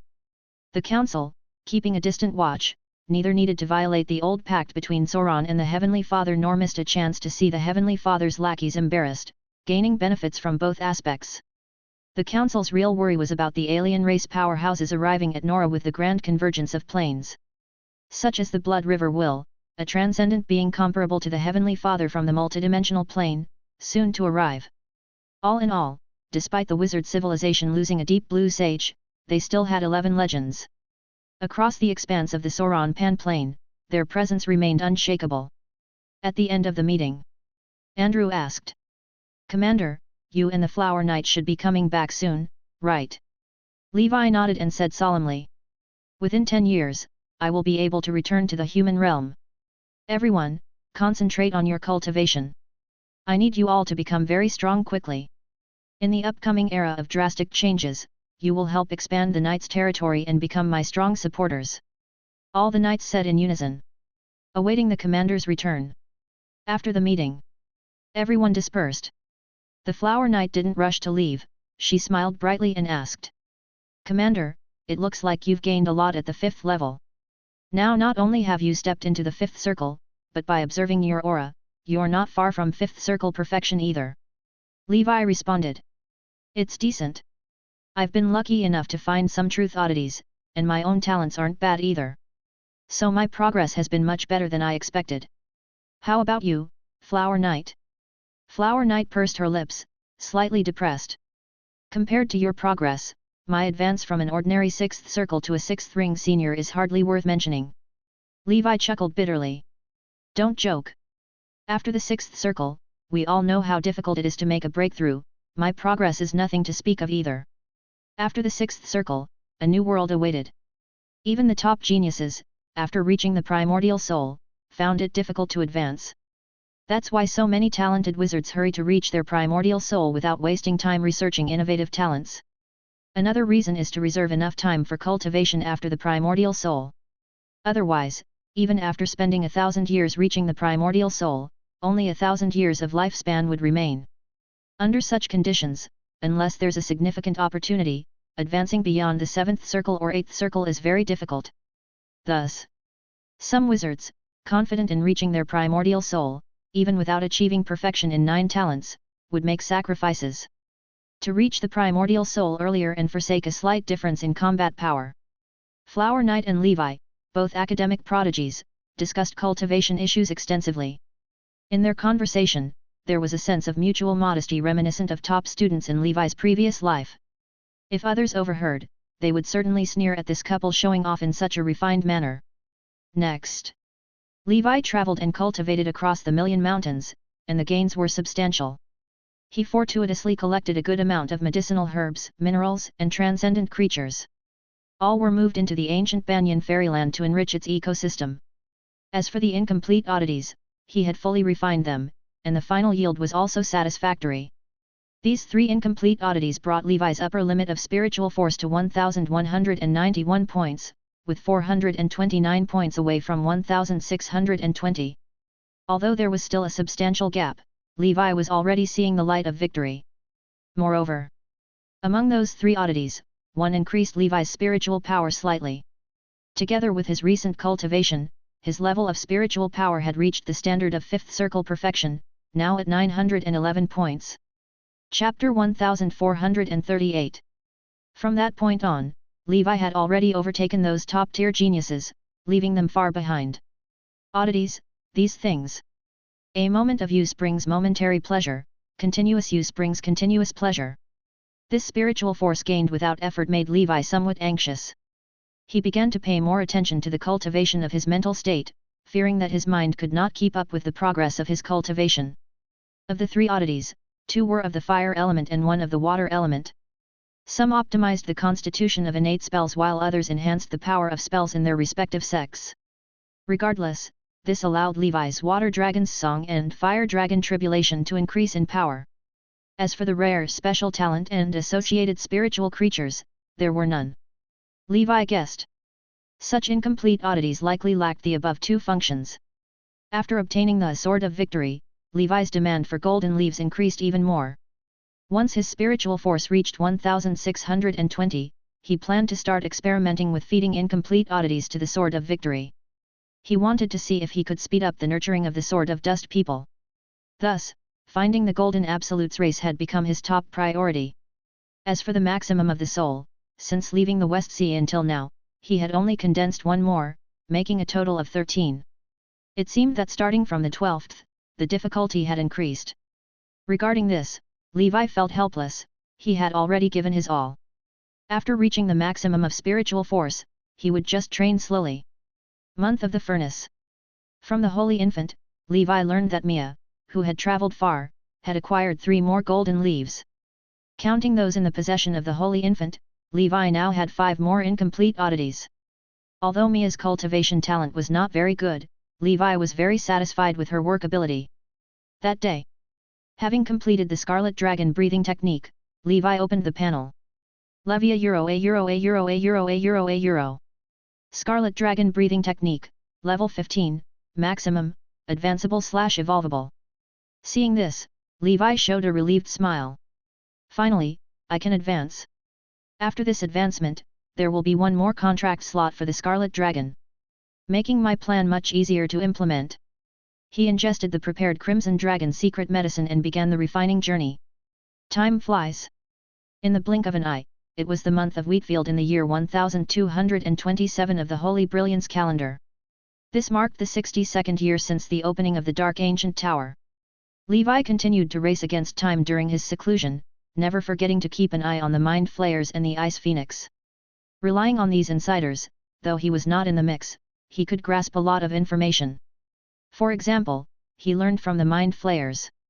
According to the Green Demon King, among the 13 supreme archmages of the empires now, there was one named Blood Banquet Dharma King. He practiced a type of spell in the wizard world that was also somewhat rare, the blood magic. Blood magic was once popular during ancient times.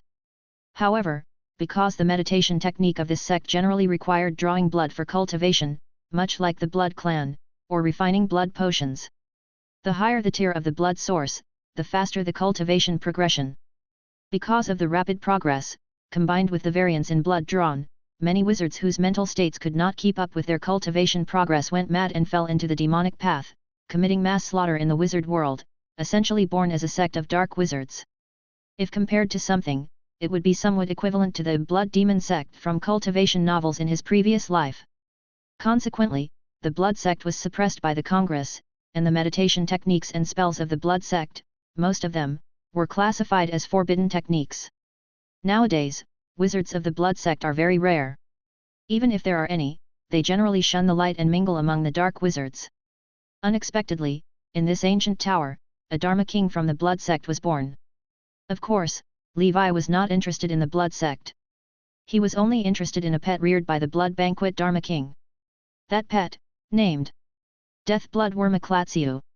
Although named as a bloodworm, Klatsiu was truly of the dragon clan. Moreover, it was of the sub-dragons, in the wizard world, scientifically named the blood-sucking demon dragon. As the name implies, the blood-sucking demon dragon lives off blood, much like vampires. But, the blood-sucking demon dragon is indeed a dragon of the Dark Energy series, not of the Blood Clan. It just has a similar diet to the Blood Clan. It has no association whatsoever with the Blood River Will. This piqued Levi's interest. In his 6 major breathing techniques, the Golden Snake, the Crimson Emperor Dragon, the Sky Dragon, the Death Ember Dragon, and the Nightmare Dragon all used sub-dragons as secret medicine materials. Only the Scarlet Dragon was left. So, upon receiving this news, he began thinking about how to plan for the blood-sucking demon dragon after his promotion. If he could also bring it out of the ancient tower, Levi's journey to the ancient tower would be completely fulfilled. For him, the importance of the blood-sucking demon dragon was even greater than that of the heaven crystal dragon ant. After all, it involved the cultivation of subsequent breathing techniques, which was of utmost importance.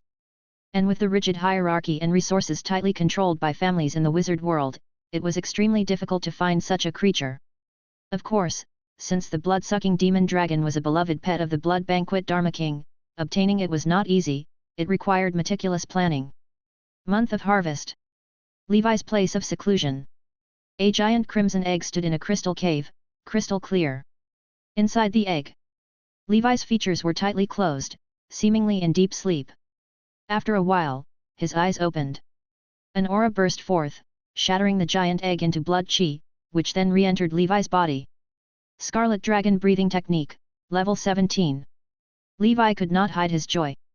As more breathing techniques advanced, Levi's body did not grow larger, instead, it remained indistinguishable from that of a common person, giving a sense of returning to its original state. Chapter 1439. Moreover, he no longer needed to manifest his Dragon Clan traits to utilize various supernatural abilities, except when activating his true form or a special mode. Levi's eyes were sharp, sparkling with vivacity. The amethyst light sword swiftly navigated through space as he stared at it, muttering to himself. Rank 5 Crimson Dragon has significantly enhanced my dynamic strength, allowing me to control the movements of high-speed enemies more easily. This is indeed a pleasant surprise. Levi's figure flashed. With a booming sound, a wave of air exploded, sweeping the surroundings. He turned into a streak of blood light and easily slipped into the Scarlet Dark Dimension. Before long, he was already 10 miles away. My speed has increased. And entering the Scarlet Dark Dimension is less likely to be disrupted. The flying speed inside the Dark Dimension is much faster than before I reached rank 5. Now, even without using the ability of void travel, just relying on the power of the Scarlet Dragon, there are almost no others under the 6th circle who can match my speed. The most important thing is that the cooldown time for the ability of void travel is too long, it cannot be used for traveling but only as a last resort in combat. Whereas my time in the Scarlet Dark Dimension greatly reduces the time wasted on the journey. Immediately after, Levi snapped his fingers. Within his body, the Scarlet Divine Palace shone brightly, and the Scarlet Dragon fluttered its wings, its blood chi surging to the sky. The next moment, a crimson temple burst forth into existence. Levi, standing within the Divine Palace, shifted his thoughts. The glow from the Scarlet Divine Palace intensified, and sparks emerged from the walls around the temple. Roar! Accompanied by the roar of the Scarlet Dragon, the Scarlet Divine Palace shattered the surrounding void, disappearing along with Levi. After a short while, in a location within the Million Mountains, the sky was filled with scarlet mist, with visible cracks spreading. Boom! From behind the cracks, the resplendent Divine Palace descended, breaking through the void and hovering over the mountaintop before slowly dispersing. I don't know how far I've teleported. Levi looked around, spending some time before heading back. Back in his seclusion spot, his expression was shocked, and he gasped for air, murmuring. This Divine Palace, in one go, actually traveled 2,000 miles. So far, the farthest Levi had teleported was the heavenly Pegasus Star Soul, reaching 3,000 miles in one breath. This Scarlet Divine Palace, on the other hand, managed 2,000 miles. Then the Circle of Ouroboros, 1,000 miles in one breath. Add to that his own ability with void energy, 10 consecutive uses also making up 1,000 miles. The Golden Mirror and Black Sun Compass, combined, cut about 1,000 miles. Levi did the math and was dumbfounded. In theory, in one combo sequence, he could strike 8,000 miles away. This, damn it, even a 6th circle wizard seeing this would drop their jaw to the ground. 8,000 miles, what kind of concept is that?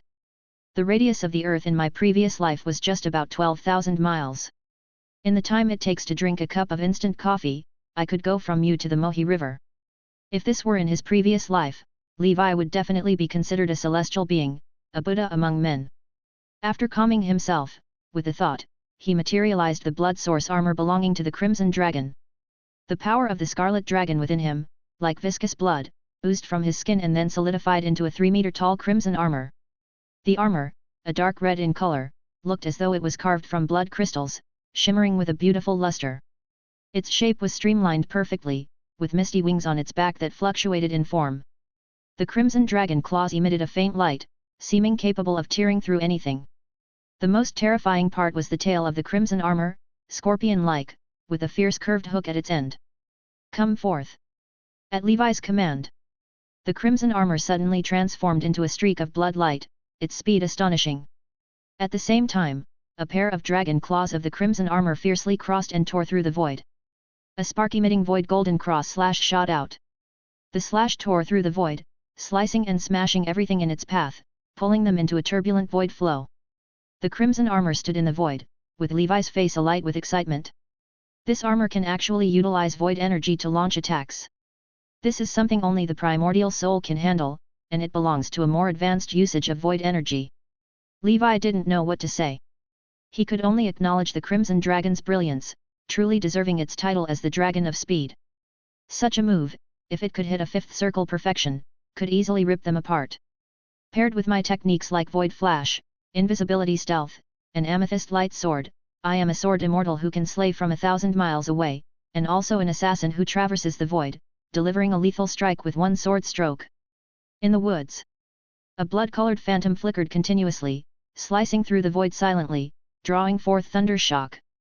Until Levi's internal void energy was exhausted, his enthusiasm undiminished. After testing, the Crimson Armor's primary functions were 3. First, it enhanced speed, reaction capability, dynamic vision, and more. Second, it utilized dragon claws to unleash unforeseeable attacks with void energy on enemies, which Levi named Void Blade. Third, it used the tail like a scorpion stinger to inject enemies with the terrifying toxin from the power of the Crimson Dragon. After finishing his training, lying on the ground, Levi opened the proficiency panel. Levia Euro A Euro A Euro A Euro A Euro A Euro. Scarlet Dragon Breathing Technique, Level 17, 1/2,000,000, Special Effect, Scarlet Poison Body, Rank 5, Scarlet Contract, 5/6, 1000 Faces, Boiling Blood, Scarlet Escape, Bloodline Dharma Idol, Scarlet Ruler, Blood Source Armor, Crimson Dragon Armor, Exclusive Weapon, Scarlet Shadow, Rank 5. Chapter 1440. Now that another position for the Scarlet Dragon has opened up, it's time for the next move. The following day, Levi destroyed the shelter and left the place. The month of winter. Million Mountains. Over the past year, Mia, under the alias Witch Malia, collected golden leaves for the Holy Infant at various wizard gatherings in Io. However, from the battle in the Eastern Sea, only a few dozen golden leaves flew out, and the majority were taken by people from top organizations. Thus far, she'd only collected 3. A few days earlier, she had arranged to meet a nomadic witch here for a trade. After this deal, she could return to the Sea of Stars. She had done her best. Today she was dressed boldly and brightly, with bare shoulders and a beautifully exposed collarbone. The person she traded with was also a witch, but she appeared aged and lifeless, close to her life's end, and seemed to be a 5th circle senior in cultivation. Her name was Gilila, claiming to be a nomadic practitioner from the Earth School of Thought, who secluded herself in the Million Mountains for cultivation. Mia politely asked. "Ms. Gilila, I am here, where are your golden leaves?" Gilila replied. "I don't have the golden leaves. But my friends do, and they have already arrived. Why don't you greet them, Miss Malia?" She clapped her hands. "Guys, come out." Within the mountain forest, beams of light shot up into the sky, clearly part of some spell array. At the same time, 3 figures, each emitting a 5th circle aura, descended from the sky, and together with Gilila, they surrounded Mia. Mia's expression changed.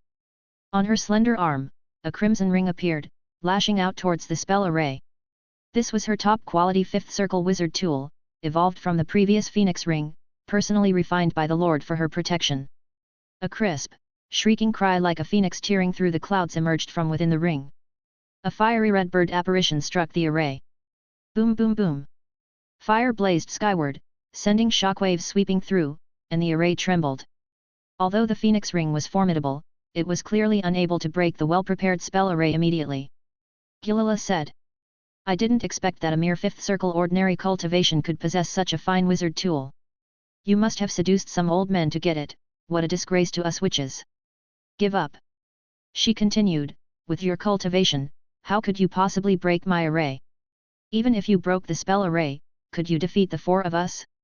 If you tell us the secret of the golden leaves, you can live. An elderly wizard with jet black hair chuckled. That's right, you seem not to frequent the Million Mountains region, or else you would have heard of our name, Mountain's Four Elders. Another, a small, red-haired elder said. Miss Malia, you must have mastered some kind of refining technique for collecting these golden leaves. Why not share it with everyone? That would be truly beneficial. The last one, an impatient bald elder said. Hand it over quickly, or else, us three brothers will not be gentle with a witch of fifth circle cultivation dressed so provocatively. Mountain's Four Elders.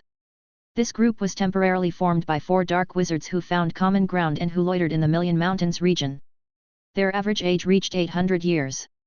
The weakest among them, the black-haired elder, had been a fifth circle ordinary for nearly 100 years. Gilala and the red-haired elder were a fifth circle senior cultivation. This was a sundown red group of dark wizards. They generally had average talents and barely managed to ascend to the fifth circle, and now, nearing their end, advancing to the primordial soul or achieving fifth circle perfection seemed almost hopeless for them. Mia had heard that the Gila had golden leaves, and thus she came for the trade. Little did she expect to fall into a dark wizard's trap. After some thought, Mia said. Gentlemen, I'll be honest, I truly do not know the refining method for these golden leaves, and I'm collecting them for someone else. If you dare to touch me, the powerful individual supporting me will give you trouble. Upon hearing this, Gilala scoffed. Either way, if you do not reveal the use of the golden leaves today, don't think about leaving. Even if faced with a fifth circle perfection wizard, our combined forces as the Mountain's Four Elders are enough to protect ourselves. The others laughed along.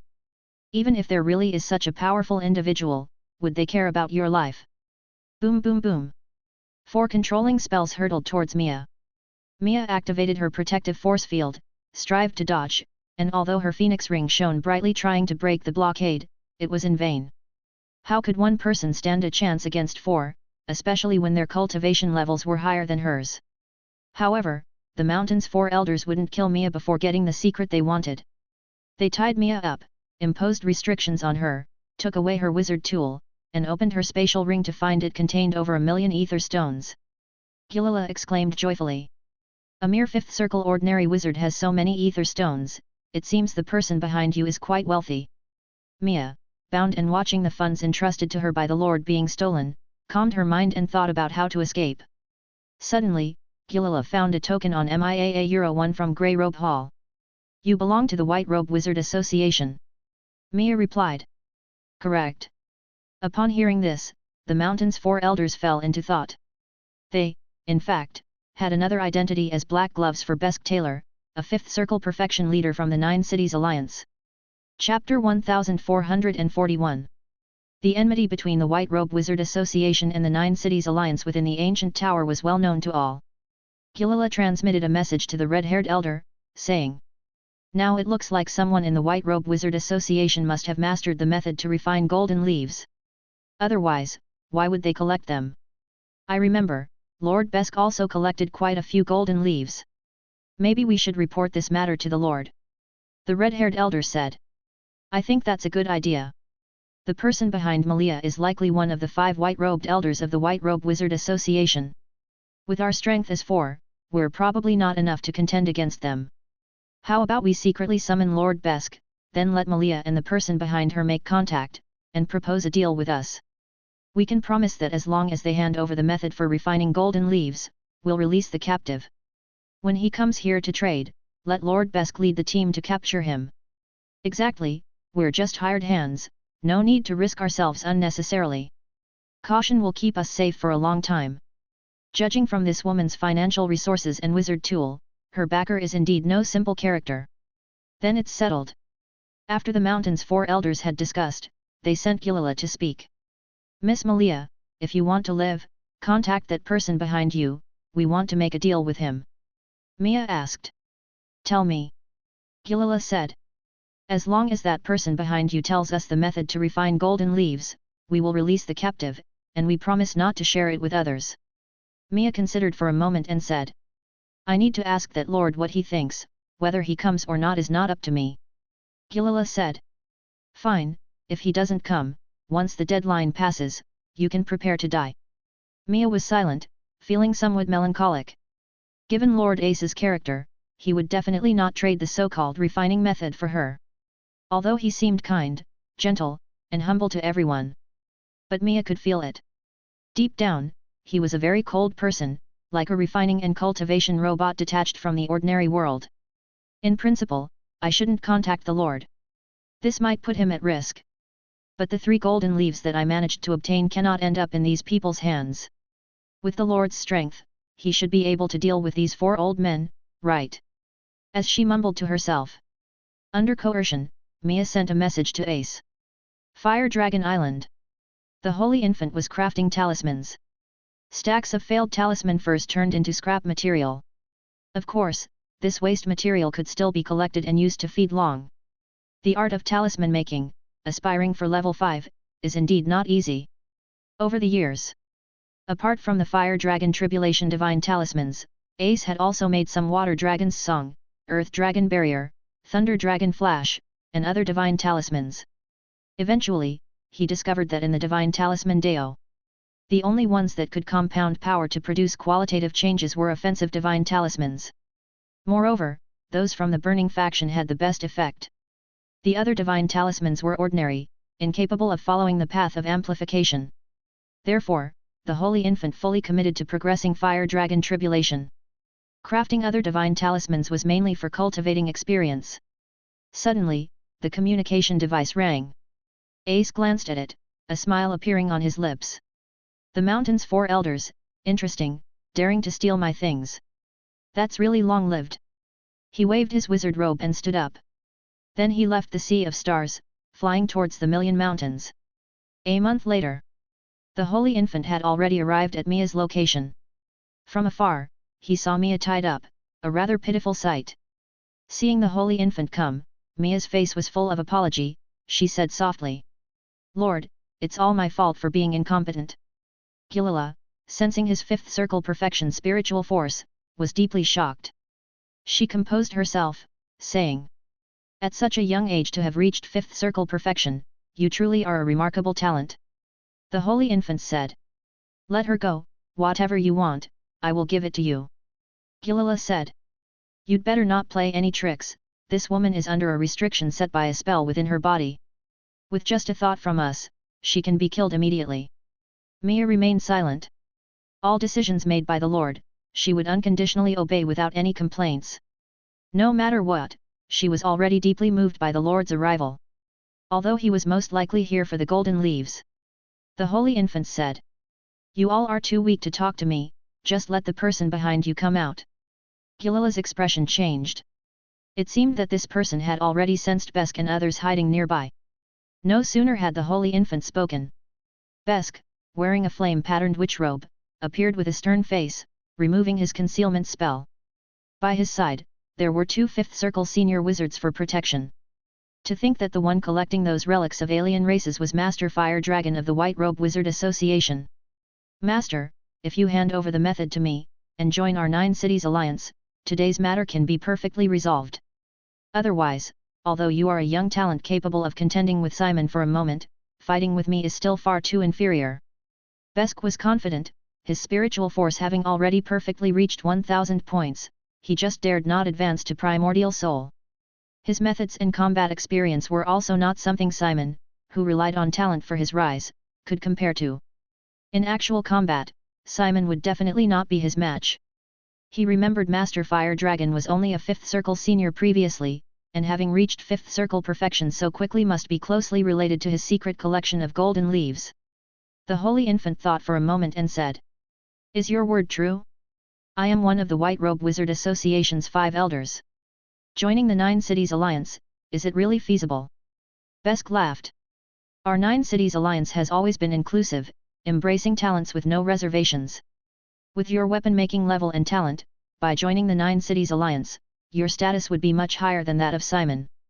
Staying in a place like the White Robe Wizard Association, which is full of nomadic wizards, would only waste your talents and life, achieving nothing.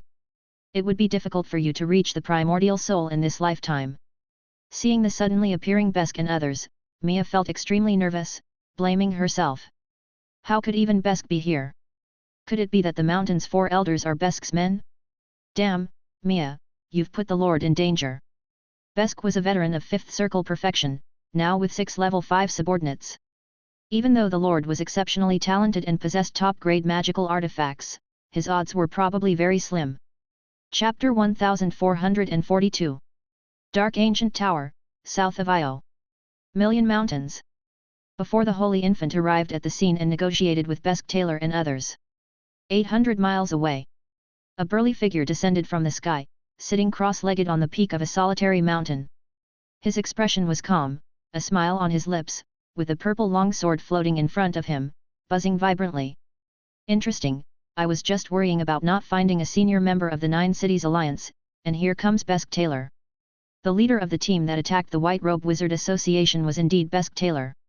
Upon learning that Mia was kidnapped by the mountain's 4 elders, the Holy Infant immediately notified his true self who was wandering in Io. Levi instructed the Holy Infant to hurry to the scene, and he himself also hastened there tirelessly. With the Holy Infant's strength alone, slaying the mountain's 4 elders wasn't difficult, but Mia would be killed before the adversaries. Thus, he ordered the Holy Infant to engage in a battle of attrition, while he, from afar, sniped at the enemies with the amethyst light sword. The one controlling Mia is Gilila, prioritize eliminating her, then the Holy Infant can make his move. Use a large-scale explosion to cover the traces of my amethyst light sword, to prevent outsiders from seeing the connection between Victor and the Holy Infant. Also, have the Holy Infant use the Void Shuttle Witch artifact to blink and rescue Mia. In Levi's mind, he had already rehearsed the forthcoming actions many times. Over the years of his cultivation, the Golden Dragon Break spell, although not advanced, had slowly increased in power as his proficiency improved. Combined with the power boost from some truth oddities that Levi had ingested, this strike of the sword would leave no survivors, Besk Taylor aside. Besk Taylor he intended to keep alive for a contract, to implement the subsequent actions. Sword World. Sword Spirit Fleur opened her sharp eyes. The amethyst light sword soared into the sky, and purple light circled around the peak's summit in the sky dome. With each spin, it drew a trace of the power of golden element, integrating it into the fray. After spinning thousands of times, in the sword world, the purple light flared intensely. Storms of sharply honed elemental sword energies whirled and converged within it. The sword spirit, like the king of swords, commanded countless swords, poised to strike at any moment. Atop the lonely peak, Levi pointed from afar, his gaze seemingly piercing through 800 miles of countless peaks and trees, directly targeting Gilila among the mountain's 4 elders. Go! The amethyst light sword emitted a clear sword chime, and with an unstoppable momentum, vanished from Levi's sight. Meanwhile, the power of the void twinkled within Levi's body, and he disappeared into the void, leaving the solitary peak. Elsewhere, Besk Taylor was confident. Master, what do you think about what I've proposed? He wasn't worried that the Master Fire Dragon would play tricks, with his own perfection-level wizard cultivation, leading a team of 6 average strength 5th Circle senior wizards. Who could withstand under the primordial soul? No matter how extraordinary your talents or full all-out efforts might be, they are merely illusions. Unless this Master Fire Dragon possessed a level 6 spell scroll, which was even less likely. The White Robe Wizard Association is just a group of nomadic wizards. The Rust Dragon Wizard, although a 6th Circle, certainly would not exhaust his spiritual origin and pay the price to refine spell scrolls for strangers he met in the ancient tower. The cultivation of the primordial soul is inherently challenging, every bit of spiritual origin wasted is a waste of time and energy. Even within families, a 6th Circle would not easily refine for descendants unless they truly cared about them. Mia's eyes became slightly red, looking at the unchanging expression of Lord Ace. Lord, don't worry about me anymore. Mia was able to advance to the 5th Circle and witness the highest scenery under the primordial soul. I am content to die. You should proceed with your own important matters and not delay because of me. Upon hearing this, Besk Taylor showed impatience and urged. Master, I've thrown you an olive branch. Whether to accept it or not is up to you, meeting in battle is not my original wish. The Purgatory 9 Dragon umbrella shot out, growing as it met the wind, its light brightening, covering an area of several miles. Terrifying flames burned everything. Master Fire Dragon said coldly. I invite you all to depart. Beneath his feet, the extreme fire wheel suddenly appeared, green light flickering, sparks flying in all directions. Besk Taylor's face showed shock. A void shuttle witch artifact? While defending against the flames of the Purgatory umbrella, he commanded. Everyone attack, Gilera, you kill that woman first. However, Gilera did not respond. Amidst the flames, a nearly imperceptible streak of purple light abruptly emerged. Before Gilera could act, she was pierced through the head by the purple light, her head suddenly exploding into a cloud of blood fog. Her defensive field, in front of the perfectly coiled amethyst light sword, was as fragile as thin paper. Even the defensive field of Myriad Thunder Archmage couldn't hold, much less hers. The amethyst light sword was too fast, and with the great enemy Holy Infant before her, she didn't even know what had killed her before she died. After annihilating Gilera, the amethyst light sword's momentum did not wane. Elsewhere, at the same moment Gilera died. Relying on the explosion created by the Purgatory 9 Dragon umbrella and the void blink of the extreme fire wheel, Holy Infant had already reached Mia, scooping up her delicate waist, and rapidly leaving. He snapped his fingers. On the Purgatory 9 Dragon umbrella, 9 streamers transformed from the dance of the Purgatory rapidly extended, like red-hot iron chains, entangling the mountain's 4 elders, Besk Taylor and others. At the same time, the amethyst light sword emerged and vanished like a ghost. In an instant, the defensive field of the elder with black hair shattered, his head exploding abruptly. Another 5th circle fell dead. Double killing. But it wasn't over yet. 9 Dragon Tribulation. From the Purgatory 9 Dragon umbrella, 9 ferocious fire dragons shot out, each radiating a destructive power capable of destroying heaven and earth. Chapter 1443. Accompanied by a heaven-shaking explosion, shockwaves rolled, and thick flames enveloped several miles around. Within the flames, only 5 wizards remained, their defensive fields flickering and wizard tools orbiting around them as they struggled to hold on. Bang! Bang! Bang! Bang! Following 4 blasts. The red-haired elder, the bald elder, and Besk Taylor's 2 guards. Their heads burst open like watermelons, blood fog spreading and dissipating in the fierce flames. Their defensive fields, wizard tools, had either been blasted away or were also in imminent danger under the explosion of the 9 Dragon Tribulation. Then, the amethyst light sword, still powerful and hidden within the flames, strung these people together and killed them all in one sweep. 6 exquisite eliminations. The Holy Infant weaved through them, strolling leisurely like the Flame Prince, as he collected all the corpses and spoils of war. Mia, holding the Holy Infant, was blank in her mind at this moment. Who am I? Where am I? What's happening? She had expected Lord Ace to be very powerful. But she had never imagined that Lord Ace would be so overwhelmingly strong. With one move, 6 living beings had their lives extinguished in the blink of an eye. All this happened in the time it took for lightning to flash and eyes to blink. Had she not seen it with her own eyes, she would have definitely thought it was a primordial soul that had made the move. With her strength, she naturally could not perceive the presence of the amethyst light sword amidst such a shocking explosion. Therefore, she naturally attributed the deaths of the 6 fifth circle wizards all to the Holy Infant. Little did she know that the Holy Infant's main function was to create smoke bombs while also using the 9 Dragon Tribulation to reduce the enemy's defense abilities. The true killer of these 6 was a purple longsword from 800 miles away. At this moment, Besk Taylor was still not able to react. He was only instinctively sustaining his protective force field and releasing a defensive wizard tool, and before he could even start exchanging spells, all his teammates were gone. How could he continue to fight? However, as a wizard of 5th circle perfection and rich in combat experience, Besk had stronger perception ability.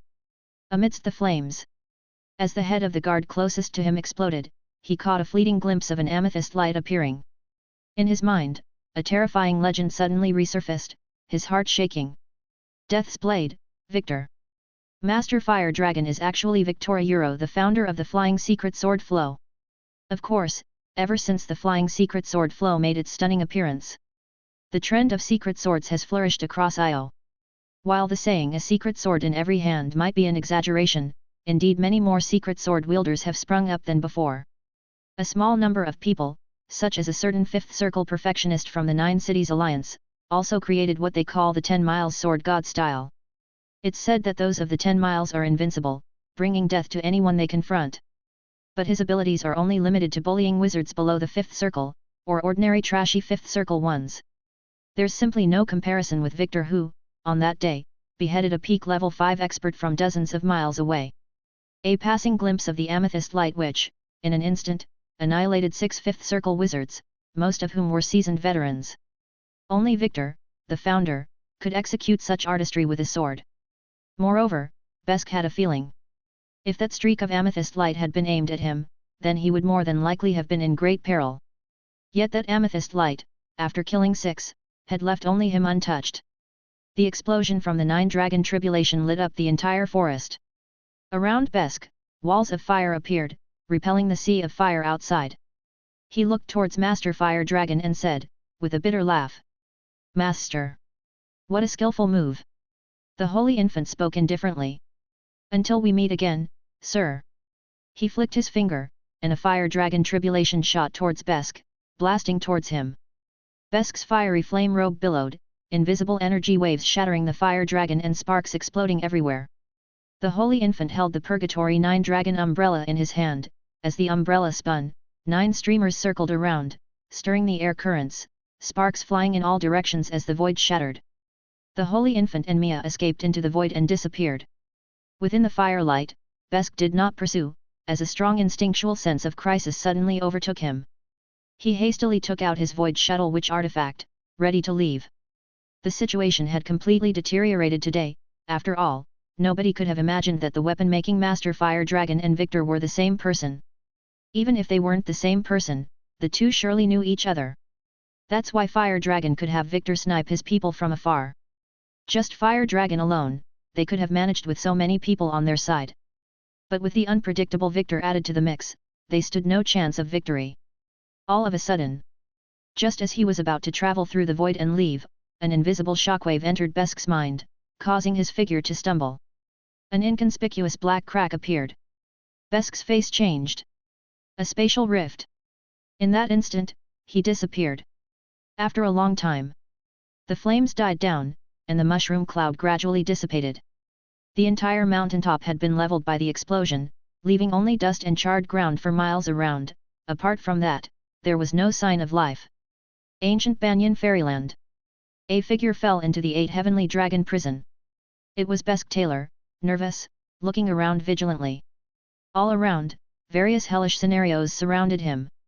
Rolling stones, sea of fire, wind blade, flood, thunder, ice, blade mountain, shadow.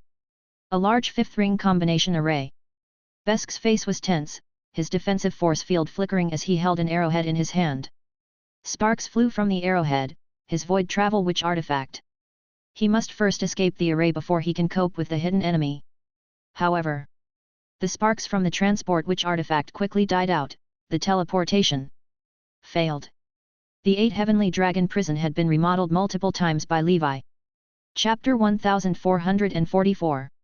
Ordinary teleportation wizard tools simply couldn't carry out normal teleportation. Moreover, not far outside the 8 Heavenly Dragon prison, a level 6 being was stationed. For Besk to think about teleporting away was nothing but a pipe dream. Moreover, even if he left the 8 Heavenly Dragon prison, he would still be within the ancient Banyan Fairyland. As long as Levi didn't allow him to leave, he would never be able to return to the ancient tower. It could be said. Once an enemy entered this ancient Banyan Fairyland, they would find that neither heaven nor earth would respond. Almost all forms of communication and teleportation methods would be impossible to use to leave from here. Unless a primordial soul wizard directly used a dimensional door spell to pass through the crystal wall of the ancient Banyan Fairyland and escaped into the land of darkness. Besk was filled with despair. In front of him, a figure slowly descended. He was burly and well-proportioned, clad in black armor, with a resolute face. It was Levi. Behind him, an alchemy creation 100 meters tall, enveloped in a thunderstorm, suddenly descended. On the right side, a mountain-like black lotus beast, its eyes full of killing intent, looked at Besk. The moment he saw the black lotus beast, Besk understood everything and asked with a sneer. Should I call you three-headed dragon abomination, or Lord Victor, or perhaps Master Fire Dragon? I never imagined the most famous wizard and member of alien races in Io were all you. The Black Lotus beast of our 9 Cities Alliance was personally restricted by Lord Roman, unless you are level 6, you couldn't possibly break it. Who exactly are you, and why haven't you killed me? Having been exposed by Besk, Levi didn't panic and merely said calmly. I will kill you, but not now. Flames encircled Besk, 4 giant flame walls appeared and protected him inside. Godnik held a long sword in his left hand, his energy blade tore through the fire wall, and with a wave of his staff in his right hand, terrifying lightning struck at Besk. The Black Lotus beast charged fiercely, its powerful body combined with flame flow and flames, unstoppable. Besk's strength was at most enough to handle one of them, now being surrounded and attacked, he quickly fell into a disadvantage. Meanwhile, Levi was not idle, he drew his long sword and from another angle charged at Besk. If you can justly surround and attack, why bother with a one-on-one fight? The long sword brought forth thunder, the half-moon slash shattered everything. Besk defended with his wizard tool, an innate spell transformed into a giant flame turtle, charging at Levi. Only by killing Levi would he have a chance to escape. Damn it, if my 6-circle spell scroll hadn't been taken by Silverbeard, I would have killed this man long ago. Besk felt frustrated. He exerted all his strength, but under the 3-pronged attack from Godnik, the Black Lotus beast, and Levi, he couldn't even last a few rounds and was defeated. Godnik used a spell to control him, and Besk, looking ashen, asked. What exactly do you want to do? Levi pressed against Besk's chest, the power of the Scarlet Dragon flowing intensely. The mark appeared and then faded. Before long, Besk's tone eased, and he said. Master, what are your orders? Levi said blandly.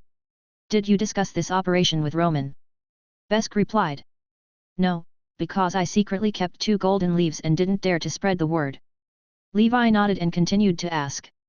In the Battle of the Eastern Sea that day, how many golden leaves did the 9 Cities Alliance obtain in total, and where were they placed? Besk replied. Including those taken from the nomadic wizards, a total of 10. The remainder was probably all divided up by other top-level organizations and some nomadic wizards. I handed over 8 of the golden leaves, they are all personally kept by Lord Roman. Levi asked. Has Roman been in charge of all the resources plundered by the 9 Cities Alliance over the past 60 years? Besk replied. Yes, that's right. Lord Roman is the elected representative of the 9 Cities Alliance. He has taken a truth oath, so he would not embezzle the resources. This way, when we return to the wizard world, the 9 Cities Alliance, according to the performance of the various organizations' members within the ancient tower, comprehensively assesses and divides these resources. Levi understood. It seemed that other top-level organizations and families of various schools probably followed the same practice. They had secretly formed an alliance before entering the ancient tower. Since the resources were all guarded by primordial soul wizards, Levi dared not contemplate more. No matter what, he would not dare to trouble a primordial soul wizard for treasures. Levi said. You go back to Skyfire Fortress and tell Roman that you encountered an attack by the Amethyst race in the Million Mountains, and only you managed to survive using a Void Shuttle Witch artifact.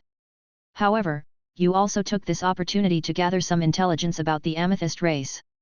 You learned that in the 5th level, there isn't a level 6 stationed there, only a peak level 5 Amethyst race is in seclusion to break through to level 6, but you are not sure whether the information is true or false. Besk said. I understand. You want Roman to lead an army to attack the Amethyst race? However, Roman is quite cautious, and he has a significant responsibility. The level 7 treasure Skyfire Fortress and 60 years worth of resource accumulation are all on him. Since the ancient tower is about to close, he probably won't risk it. Even if it means killing the Amethyst race, the cost would be too high, making it not worth it. Levi said. I know. You just need to relay the message. Also, do not exhibit any unusual behavior, just conduct yourself as you normally would. Besk replied. I understand. Levi said blandly. Go then, and remember to report back to me if there is any new development. Besk left. As for his spoils of war, Levi only took away 2 golden leaves, some etherstone, materials and spell knowledge, etc. He did not take any other combat wizard tools, as he still needed Besk to carry out tasks. Chapter 1445. According to Meng Gong, in front of a level 6 expert, as long as my Scarlet Servant doesn't make any unusual moves, they will have a hard time noticing the existence of the Scarlet Contract, so Roman probably won't realize that Besk Taylor is under my control, Levi mused. Now, Levi's pieces, embedded in various major forces, have each taken their place. Next, it's time to wait and see, to watch as the situation unfolds. If Roman doesn't fall for the trap, Levi is indifferent. For one thing, he was merely testing the waters, not holding his breath for success. Secondly, a similar message would be delivered to General Sukka by the Amethyst race. Given the intelligence and modus operandi of the Amethyst race, Levi thought it more likely that they would fall for it. In that case, perhaps he could give Roman a big surprise. Levi bore a grudge for the Nine Cities Alliance oppressing the White Robe Wizard Association. He was more inclined to stand with the White Robe Wizard Association than these top-level organizations that monopolized all resources. Outside the Dark Ancient Tower. The Realm of Crimson. A large wizard market. Many low-level wizards and apprentice wizards reside here year-round. A young apprentice wizard held a knight's sword, manipulating it in front of him with the cantrip object control technique. Unfortunately, it fell to the ground after rising 8 meters, hitting his foot. Ah, when will I be able to learn the real flying secret sword technique, he sighed. Suddenly, the bustling crowd in the market stopped and unanimously looked up at the sky. The 5th level of the ancient tower. A fierce battle was being broadcasted now. A handsome young wizard with red hair shaded the sky with his ancient burning sky umbrella, incinerating the realm as 9 fire dragons surged towards his enemy. The flames burst forth, illuminating eternity. The dazzling light, even as a projection, was too intense for the wizards to look at directly. They couldn't imagine how breathtaking it would be if they were there in person. After the flames, all the enemies vanished as if they had never existed. Only the mountains flattened by the explosion and the charred scorched earth remained silent witnesses to everything. Is it over just like that? They haven't even started fighting, right? It's already over. The power of one man to slaughter 7 in a mere instant. Among them was a 5th circle perfection, moreover, the overall team leader of the Nine Cities Alliance, am I not mistaken? Is this the true strength of the Master Fire Dragon? I thought Death's Blade Victor was extreme enough, but it seems we were too conservative. For some reason, it's incredibly satisfying to see the Nine Cities Alliance being killed, those snobs who always act superior. Don't celebrate too soon, maybe Besk Taylor used a void teleportation artifact to take his people and escape. We can't confirm their death until it's certain. Above the high sky, the city of Ceylon, a part of the Nine Cities Alliance, shines brightly like the sun. Extremely powerful presences fly in and out, and occasionally, some primordial soul experts can be seen. Within the city, most of Ceylon City's wizards looked utterly miserable. Besk's soul token had not shattered, indicating he hadn't died in battle. But being driven off by a 5th circle wizard in full view of everyone, leaving in utter disgrace, was quite embarrassing. Just what is the background of this Master Fire Dragon, possessing such abilities and cultivation and yet unheard of? I refuse to believe that such a powerful individual could rise from the ranks of nomadic wizards. Exactly, I suspect he is a duplication of a primordial soul wizard. That umbrella-shaped wizard tool is outrageous. It's just the loss of one team leader, it doesn't matter much. Our Nine Cities Alliance is still the top-performing top-level organization in this Ancient Tower event. Within the Wizard Council, the Ancient Tower Ranking Committee, the evaluators are heatedly discussing. According to the Nine Cities Alliance, Besk didn't die, he must have fled using a void teleportation wizard tool. The other 2 5th Circle seniors, with shattered soul tokens, and those 4 nomadic wizards, are almost certainly dead. The participants of this ancient tower are just too extreme. In the past, any top-tier prodigy could easily climb to the top, but now, no one dares to be sure until the very last moment. Isn't that the truth? Even a prodigy like Simon has been eliminated, you can imagine how difficult this event is. Among the alien races, not to mention the ridiculously powerful Amethyst race. The 3-headed dragon abomination of the dragon abomination race is said to be the strongest. As it stands, none of our wizarding prodigies seem to match up. Fortunately, Victor emerged out of nowhere, scoring a point for us wizards. Dominating from the shadows, he has climbed to the 7th place on the Earth rankings of the Ancient Tower, behind only the seasoned 5th Circle perfectionists sent by top wizard organizations. And now, with an old hand like Besk Taylor, a seasoned fifth circle perfectionist, being repelled by an unknown nomadic wizard, and his other 6 fifth circle senior subordinates obliterated in one blow. In my view, this Master Fire Dragon can temporarily take the top spot in the ancient tower. Such an achievement is truly incomparable. Looking at the history of the ancient tower, it's certainly worth recording in the annals.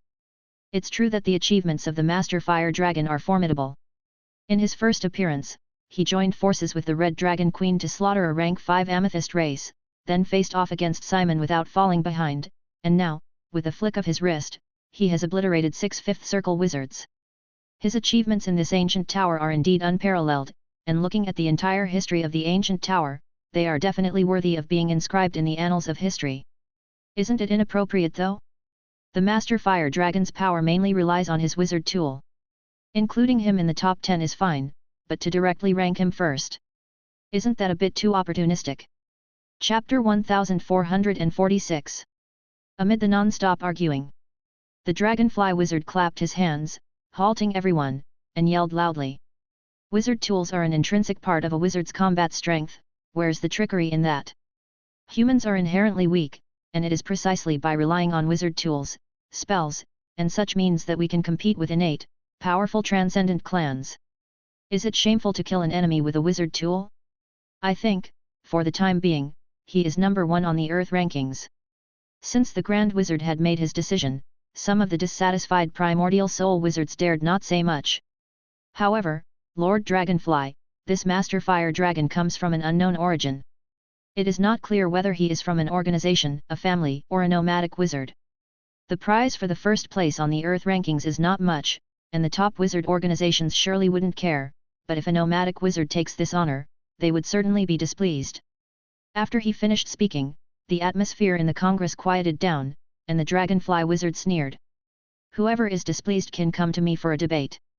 The original rules didn't say it couldn't fall into the hands of a nomadic wizard. Among the legendary wizards of past and present, there have been nomadic ones. What are you suggesting, that nomadic wizards are not worthy of the title and should be stripped of their wizard status? The primordial soul wizard hastily said. Lord Dragonfly, you misunderstand, that's not at all what I meant. Forget I said anything. Joking about such matters could offend some significant figures, after all. Eventually, after some discussion, the Congress declared. After more than 60 years since the ancient tower opened, as of now, the one at the top of the Earth rankings is Fire Dragon Master Ace. Before this, the top spot was always occupied by a perfected 5th circle wizard from the Thunder Divine Hall. His name was Torque, who self-proclaimed to be the thunder of mankind. It was said that his upper limit of spiritual force reached 1,111 points, and it had already been perfected. His innate talents were also of the 9 talents, and he was currently just over 700 years old. Centuries ago, he was the champion of the Lightning School of Thought Wizard League, standing in a position like that of the fallen Simon. In truth, such a talent had no need to adventure in the ancient tower, as the chances of advancing to the primordial soul were not small. But Torque loved combat, and in the end, still came. Over the past 60 years, Torque's battle achievements have been nothing short of dazzling. Since entering the ancient tower, he has held the top spot on the rankings. Simon and these younger generation talents, due to their young age and insufficient cultivation, could not even be mentioned in the same breath as him. Now, however, he has been surpassed by a previously unheard of Fire Dragon Master, triggering a widespread uproar in public opinion. The Lightning School of Thought, especially Torque's organization the Thunder Divine Tower, questioned the judging committee's fairness and impartiality. Just because of one incomprehensible battle, it's not enough to prove anything. Relying on a wizard tool or treasure's might, with one's own spells and cultivation mediocre, can such a person be ranked first? There were a chorus of doubts. The Fire Dragon Master had no background or connections, and indeed, his previous performances had been quite ordinary. And now he had suddenly risen above these top organizations, making them naturally dissatisfied. In response, the Dragonfly Wizard asserted absolute fairness and impartiality, stating that anyone who disagreed could appeal to the Congress. The Dragonfly Wizard was already a Grand Wizard, so any appeals would have to be taken to a higher level. To be an authority above him, there are only 11 such individuals in the wizard civilization today. Even if these top wizard organizations acted out, they wouldn't dare to trouble the legendary wizards with such trifles in the central realm, who handle myriad affairs each day. And legendary wizards would not descend to judge over such petty matters. And so, an unknown fire dragon master, previously a nobody, suddenly became a celebrity in the wizard world, even starting to attract a horde of die-hard fans like Lord Victor. Fire Dragon Master, number 1 on the Earth rankings. With a single move, he killed 6 5th Circle wizards and scared off a perfected 5th Circle one, and can be called the strongest human below primordial soul level. Right, that's so cool, with a single strike, mountains burn and seas boil. Even at the 5th Circle, why is there such a huge gap between people? Can't help it, there are always some geniuses in this world who can become unique figures within a certain realm, standing out from the crowd. To this, fans of sect hierarch Victor of the Flying Secret Sword cult had something to say. If Victor used his secret sword from 100 miles away, this so-called Fire Dragon Master would be beheaded in an instant. The first place on the Earth rankings is too dubious. That's right, it's all because Victor is too understated, his battle achievements too few, otherwise, he would have been the first on the Earth rankings long ago. Then there were a small group of fans of the three-headed dragon abomination, wizards suspected of having anti-social personalities, who said, in front of the three-headed dragon abomination, this Fire Dragon Master, Thunder of Mankind, and Victor are all just chickens and dogs. The dragon abomination lies dormant, probably planning a more splendid performance. Let us just wait. Holy Fire Plateau. 9 Cities Alliance.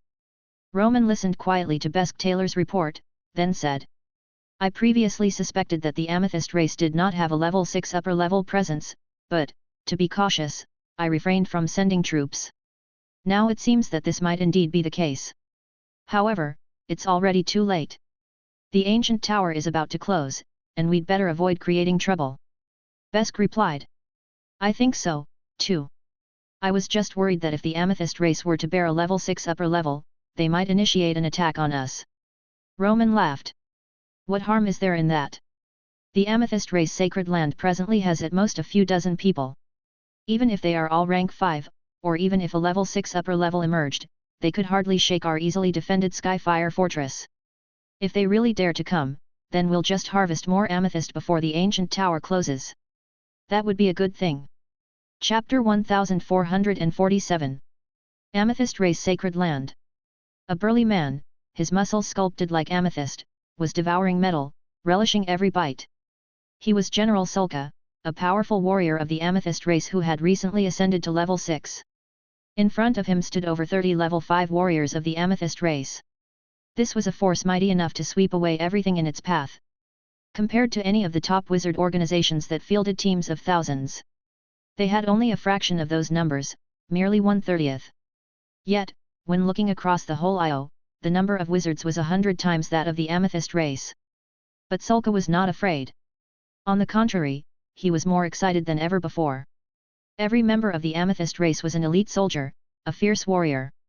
All the Amethyst race, united in purpose and effort, had only one goal. Sulka boomed. My comrades, since ancient times we have been enslaved and humiliated by the wizards. They are like locusts, numerous and plundering all. It was the saint who changed this situation, allowing us to live with dignity. Now, it's time to repay the saint.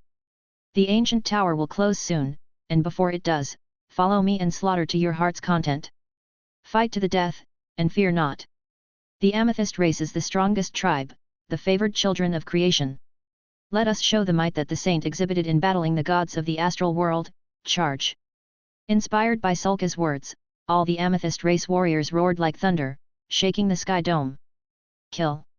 The strongest tribe! Ya stood among them, equally fervent as he shouted. Sulka said. To my knowledge, in the south of Io, on Holy Fire Plateau, there is a neighbor known as the 9 Cities Alliance. For 60 years, they've scavenged the most resources from the ancient tower. And their Skyfire fortress itself is also delicious food. Next, let us strike the first battle. Everyone, follow Ya and march to Holy Fire Plateau. Ya raised his arm and cried out. Everyone, follow me. One by one, the imposing figures of the Amethyst race transformed into streaks of purple light, racing towards Holy Fire Plateau. Sulka watched the army depart, then with great speed, he flew deeper into Million Mountains. Before he reached level 6, he had felt the aura of another level 6 being from a distance, deep within a large basin. After ascending to level 6, he went to investigate and found a Black Beast Lord. One of the several Black Beast Kings of Million Mountains. Attacking the 9 Cities Alliance, no matter how strong the Amethyst race, would be futile with such a numerical disadvantage.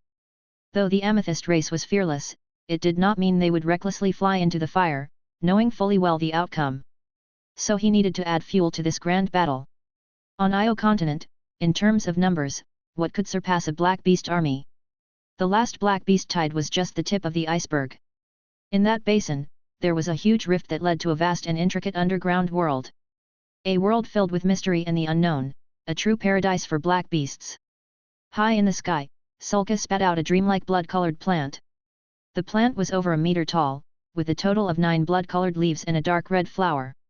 The moment this plant appeared, it even caused anomalies to arise around Sulka, with visions of mountains of corpses and seas of blood surrounding him. Circles of invisible aromatic particles spread out.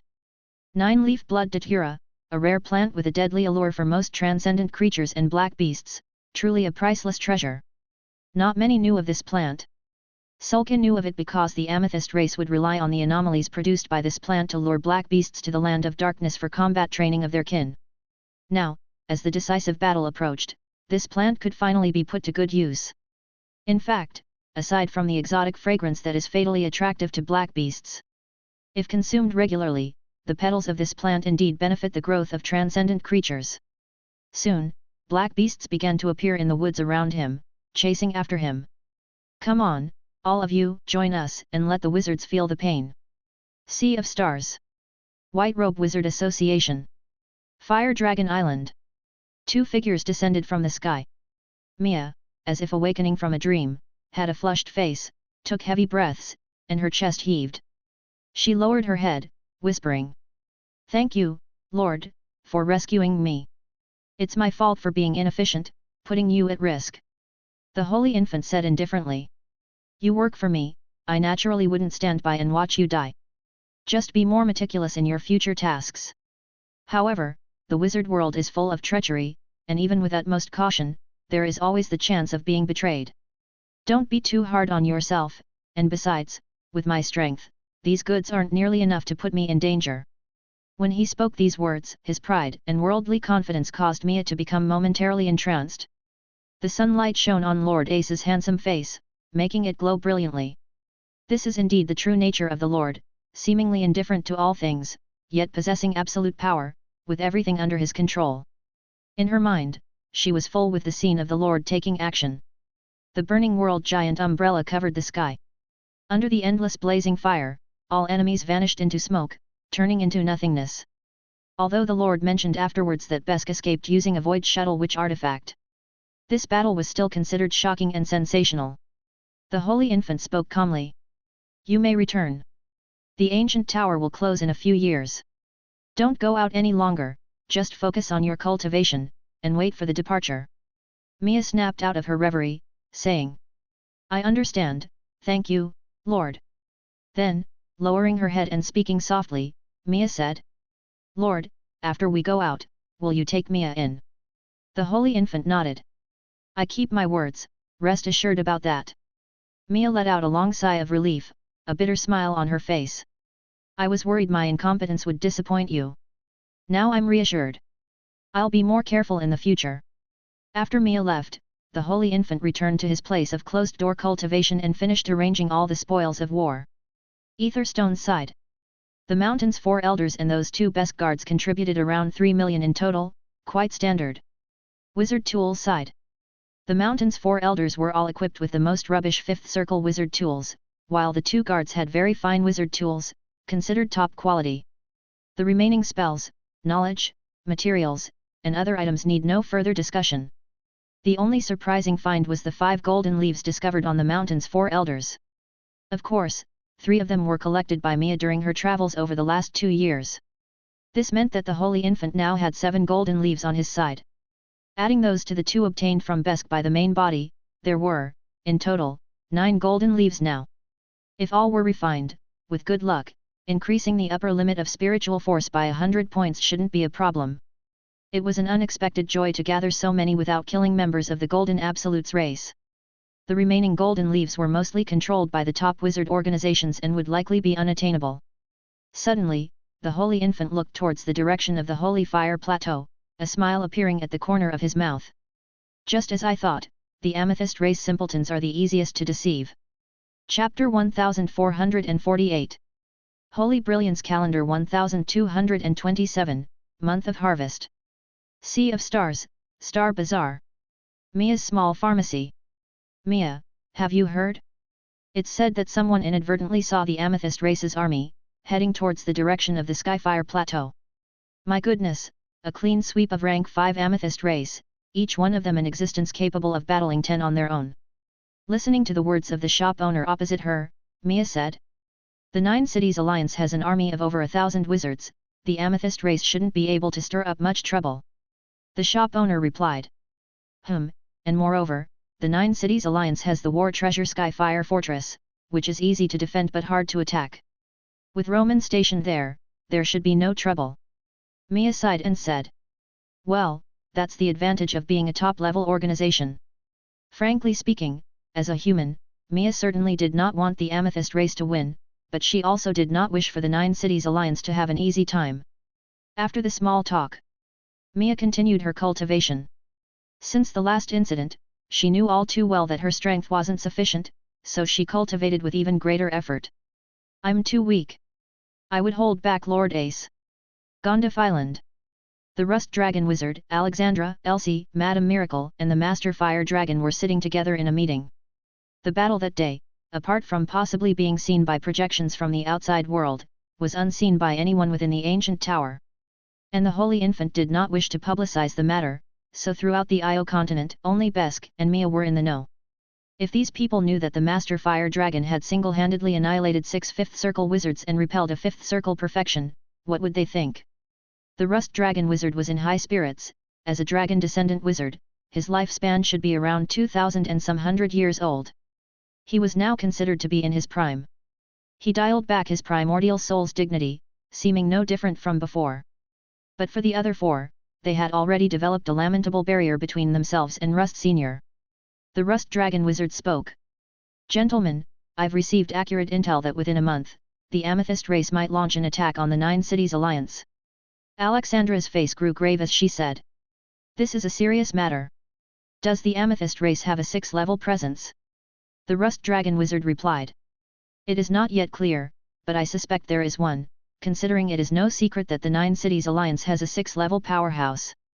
Even if the Amethyst race is stubborn, without a 6th level, they surely wouldn't assault the Skyfire Fortress. Wouldn't that be tantamount to seeking death? Madame Miracle said. Looks like there will be quite a show to watch next. With the 9 Cities Alliance's power, they are sure to come through this ordeal, though they are likely to be badly hurt. The members of the Amethyst race are fearlessly fierce, and now that they are mobilizing en masse, they are a well-trained slaughtering machine. Although she was at 5th Circle perfection, facing just any rank 5 Amethyst race, she wouldn't dare to be careless. The cheat-like magic resistance, unparalleled bodies and attack power, powerful combat techniques of the Amethyst race. One moment of carelessness could cause a wizard to lose everything. Most importantly, the Amethyst race was united, and in collaboration, they didn't need the cutthroat team dynamics typical amongst wizards, always having to guard against teammates. Elsie asked. Rust Sr., what should we do next?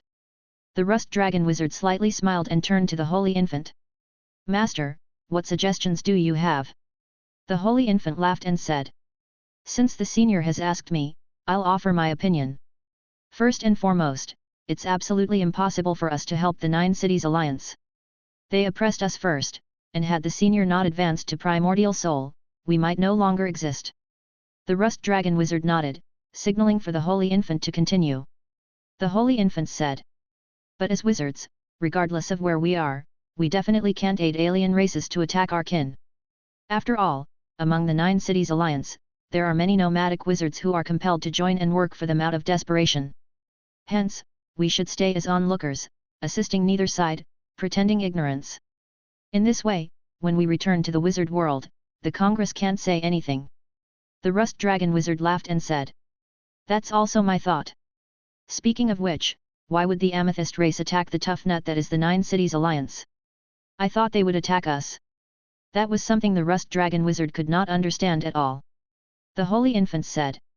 Maybe it's because the Nine Cities Alliance is too conspicuous, easiest to draw fire.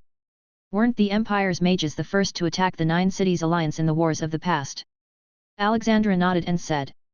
Makes sense. Gula Province. This place is located in the southern region of Io, the only area in the south that has not yet been conquered. The one in control of this province is none other than the Blood Banquet Dharma King. Kalan City. A marginal small city of the province. On this day, a seemingly ordinary red-robed mage slowly approached. He was weary and covered in the dust of travel, none other than Levi in disguise. Based on his calculations, the grand battle between the Amethyst race and the Nine Cities Alliance would take some time to commence. The Million Mountains spanned the Io continent from east to west, and even traveling from the Amethyst race sacred land to the Skyfire Plateau would require considerable time. This battle. Levi planned to watch the fire from across the river and take advantage at the edge of the battlefield after both parties had worn each other out. Since the Amethyst race dared to charge at the Nine Cities Alliance with just a few dozen individuals, it indicated that General Sukha must have made adequate preparations. He felt that the Amethyst race surely had some other trump cards he was unaware of. This war could likely last for a considerable duration. With the ancient Shell Palace, Mana as his senior, and a variety of void teleportation abilities. As long as he was a bit more cautious and not targeted by 6-level beings, he could leverage this war to obtain much profit. Be it Amethyst or anything else. Chapter 1449. Of course, while waiting for the war to begin, he couldn't just sit idle. In the northern barbarian tribes, the Heaven Crystal Dragon Ants would take another 3 years to shed their shells, around the year 1230 of the Holy Brilliance calendar. According to the message from the Ice Phoenix, she hadn't found an opportunity to approach the Heaven Crystal Dragon Ants yet. Levi told her to wait patiently, and if there was still no chance when the shedding time came 3 years later, then they would have to give up. For him, the Heaven Crystal Dragon Ants were not a necessity. On the contrary, the Frost Flame Ice Birds of the Ice Phoenix were indispensable. However, according to Levi's judgment, there should be an opportunity when the Heaven Crystal Dragon Ants were shedding their shells. After all, the barbarian tribes weren't united as one. The ancient eagle totem which he had saved that day, according to his following investigation, had not safely returned to its tribe. He suspected it was likely calculated by the winged tiger barbarian king and that giant tiger totem. When the Heaven Crystal Dragon Ants were shedding their shells, it would be the most vulnerable time for the entire Heavenhorn tribe.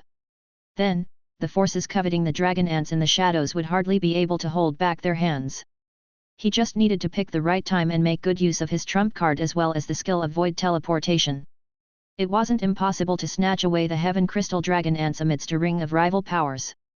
As the Heaven Crystal Dragon Ants were sleeping, they were defenseless and completely unconscious. Under such circumstances, he could forcibly take them away with Fairyland first and then try to make a contract before they woke up. If he couldn't successfully contract them before they woke, then he would find a place to release them in the wizard world, so as not to destroy his own Fairyland. Finally, regarding the Mind Flayers. The demon race had been preparing for years, coming on fiercely. Relying on foreigners and various wild rank 5 and level 6 upper level experts who joined the crusading army, the demon army advanced like a hot knife through butter, having already taken down several provinces in the south of Io. Honestly, Levi lusted after that deer-head sage. To be able to become a level 6 expert as an oddity, he wondered if killing this guy would cause a Morning Star level or above oddity to burst out. Of course, he was clear-headed. Level 6 experts, before he left the ancient tower, had nearly no chance of being killed or directly confronted by him. To be able to escape under the nose of a level 6 expert was already defying the heavens. He wouldn't let himself fall into irreversible catastrophe just for an oddity. After inquiring around, Levi arrived in Gula province. He wanted to conduct his own research, to survey on site the possibility of snatching the blood-sucking demon dragon from the clutches of the Blood Banquet Dharma King. If there was an opportunity, then he would make a big move. If not, he had to let go of this obsession. Alas, missing this blood-sucking demon dragon, I might have to pin my hopes on the land of darkness or plane traveling in the future. Inside Kalan City, the people were in a state of anxiety. Probably because the neighboring Moer province had just been taken down by the demon race. Now, the flames of war had already spread to the edge of Gula province. Kalin City Church. Bishop Mose was currently packing his belongings, looking ready to flee. He had received information that within a month, Kalin City would be breached. It was said that the Blood Banquet Dharma King had secretly defected to the demon race and was planning a mutiny. This wage laborer had to think ahead for a way out. It's a sin, I haven't even been a head priest for 100 years and now I'm facing this sort of thing. Mose cursed under his breath. He had just finished packing and was about to leave. A large hand gripped his shoulder and after a whirl of heaven and earth, he no longer knew where he was. When he opened his eyes, he saw a red-robed archmage exuding an aura of dread that was indescribable for him as a level 4 mage. Mose asked trembling. I am Mose, the head priest of Kalin City, may I ask what the Lord wants with me? Levi calmly asked. Are you afraid of death? Mose hurriedly nodded his head. I am afraid, who wouldn't be afraid of dying? He was terrified in his heart, wondering if the archmage had found out about his plans to flee. Levi nodded. Then that's easy to handle.